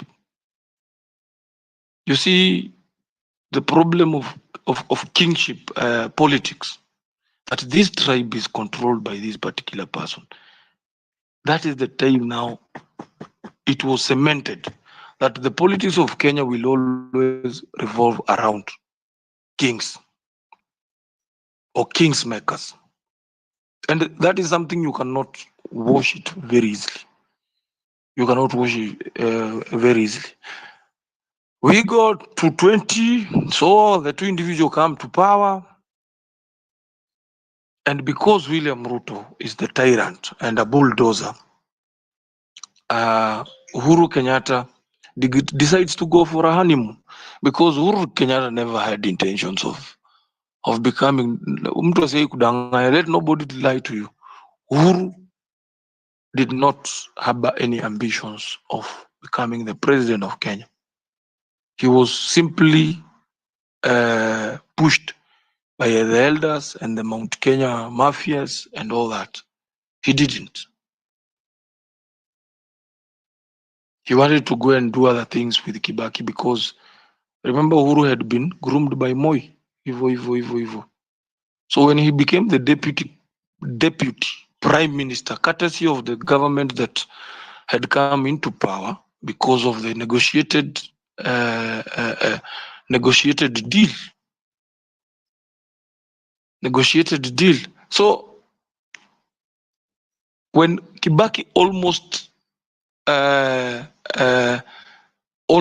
when Kibaki is almost retiring, remember we had this phase where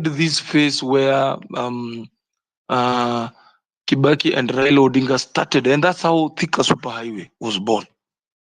Thika Superhighway was born because of Kibaki and Raila Amolo Odinga when they decided to go to the east.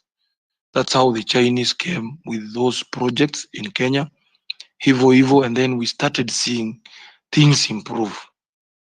Things improved until now when Kibaki and Raila now decided, because of our politics again, because Raila believed that we must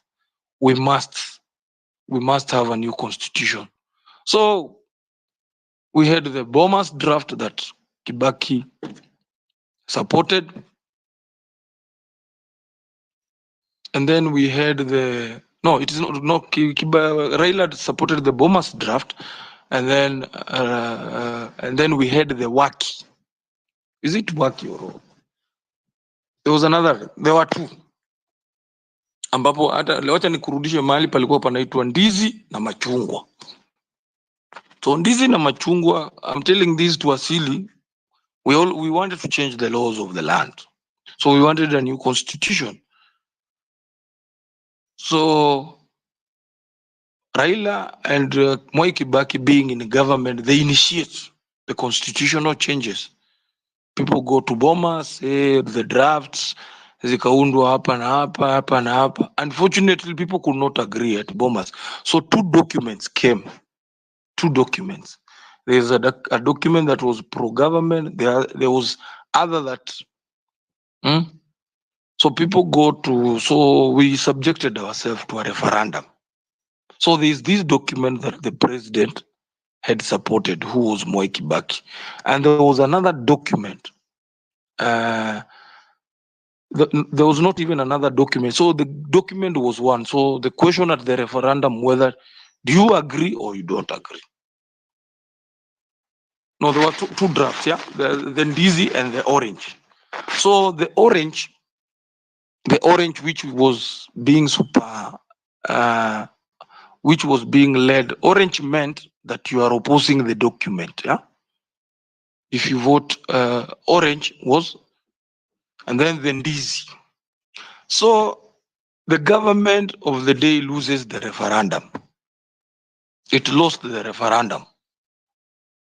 So when the government lost the referendum, which was the Wako draft, imekuja kwa akili. It was the Wako draft. So Kibaki realizes that, no, I cannot have a government where there are people in government also opposing what I'm proposing. Fabish, are you still there? Fabish, Asili. I'm still here. You're still there. I'm still here. I'm giving you a history of our country, something that these people don't want. Huh? Now, familiar with some of the names. I'm not familiar with some of Yes. the names. I'm taking you there so that you can understand who the kind of person Raila Odinga is and William Ruto. Now, remember, Ruto was also in this part of the coalition government. So Ruto had opposed. He was on the orange. So when Kibaki realizes no, we cannot have a new constitution because it has been opposed. Remember, they had formed government with Raila Amolo Odinga because of the disputed election.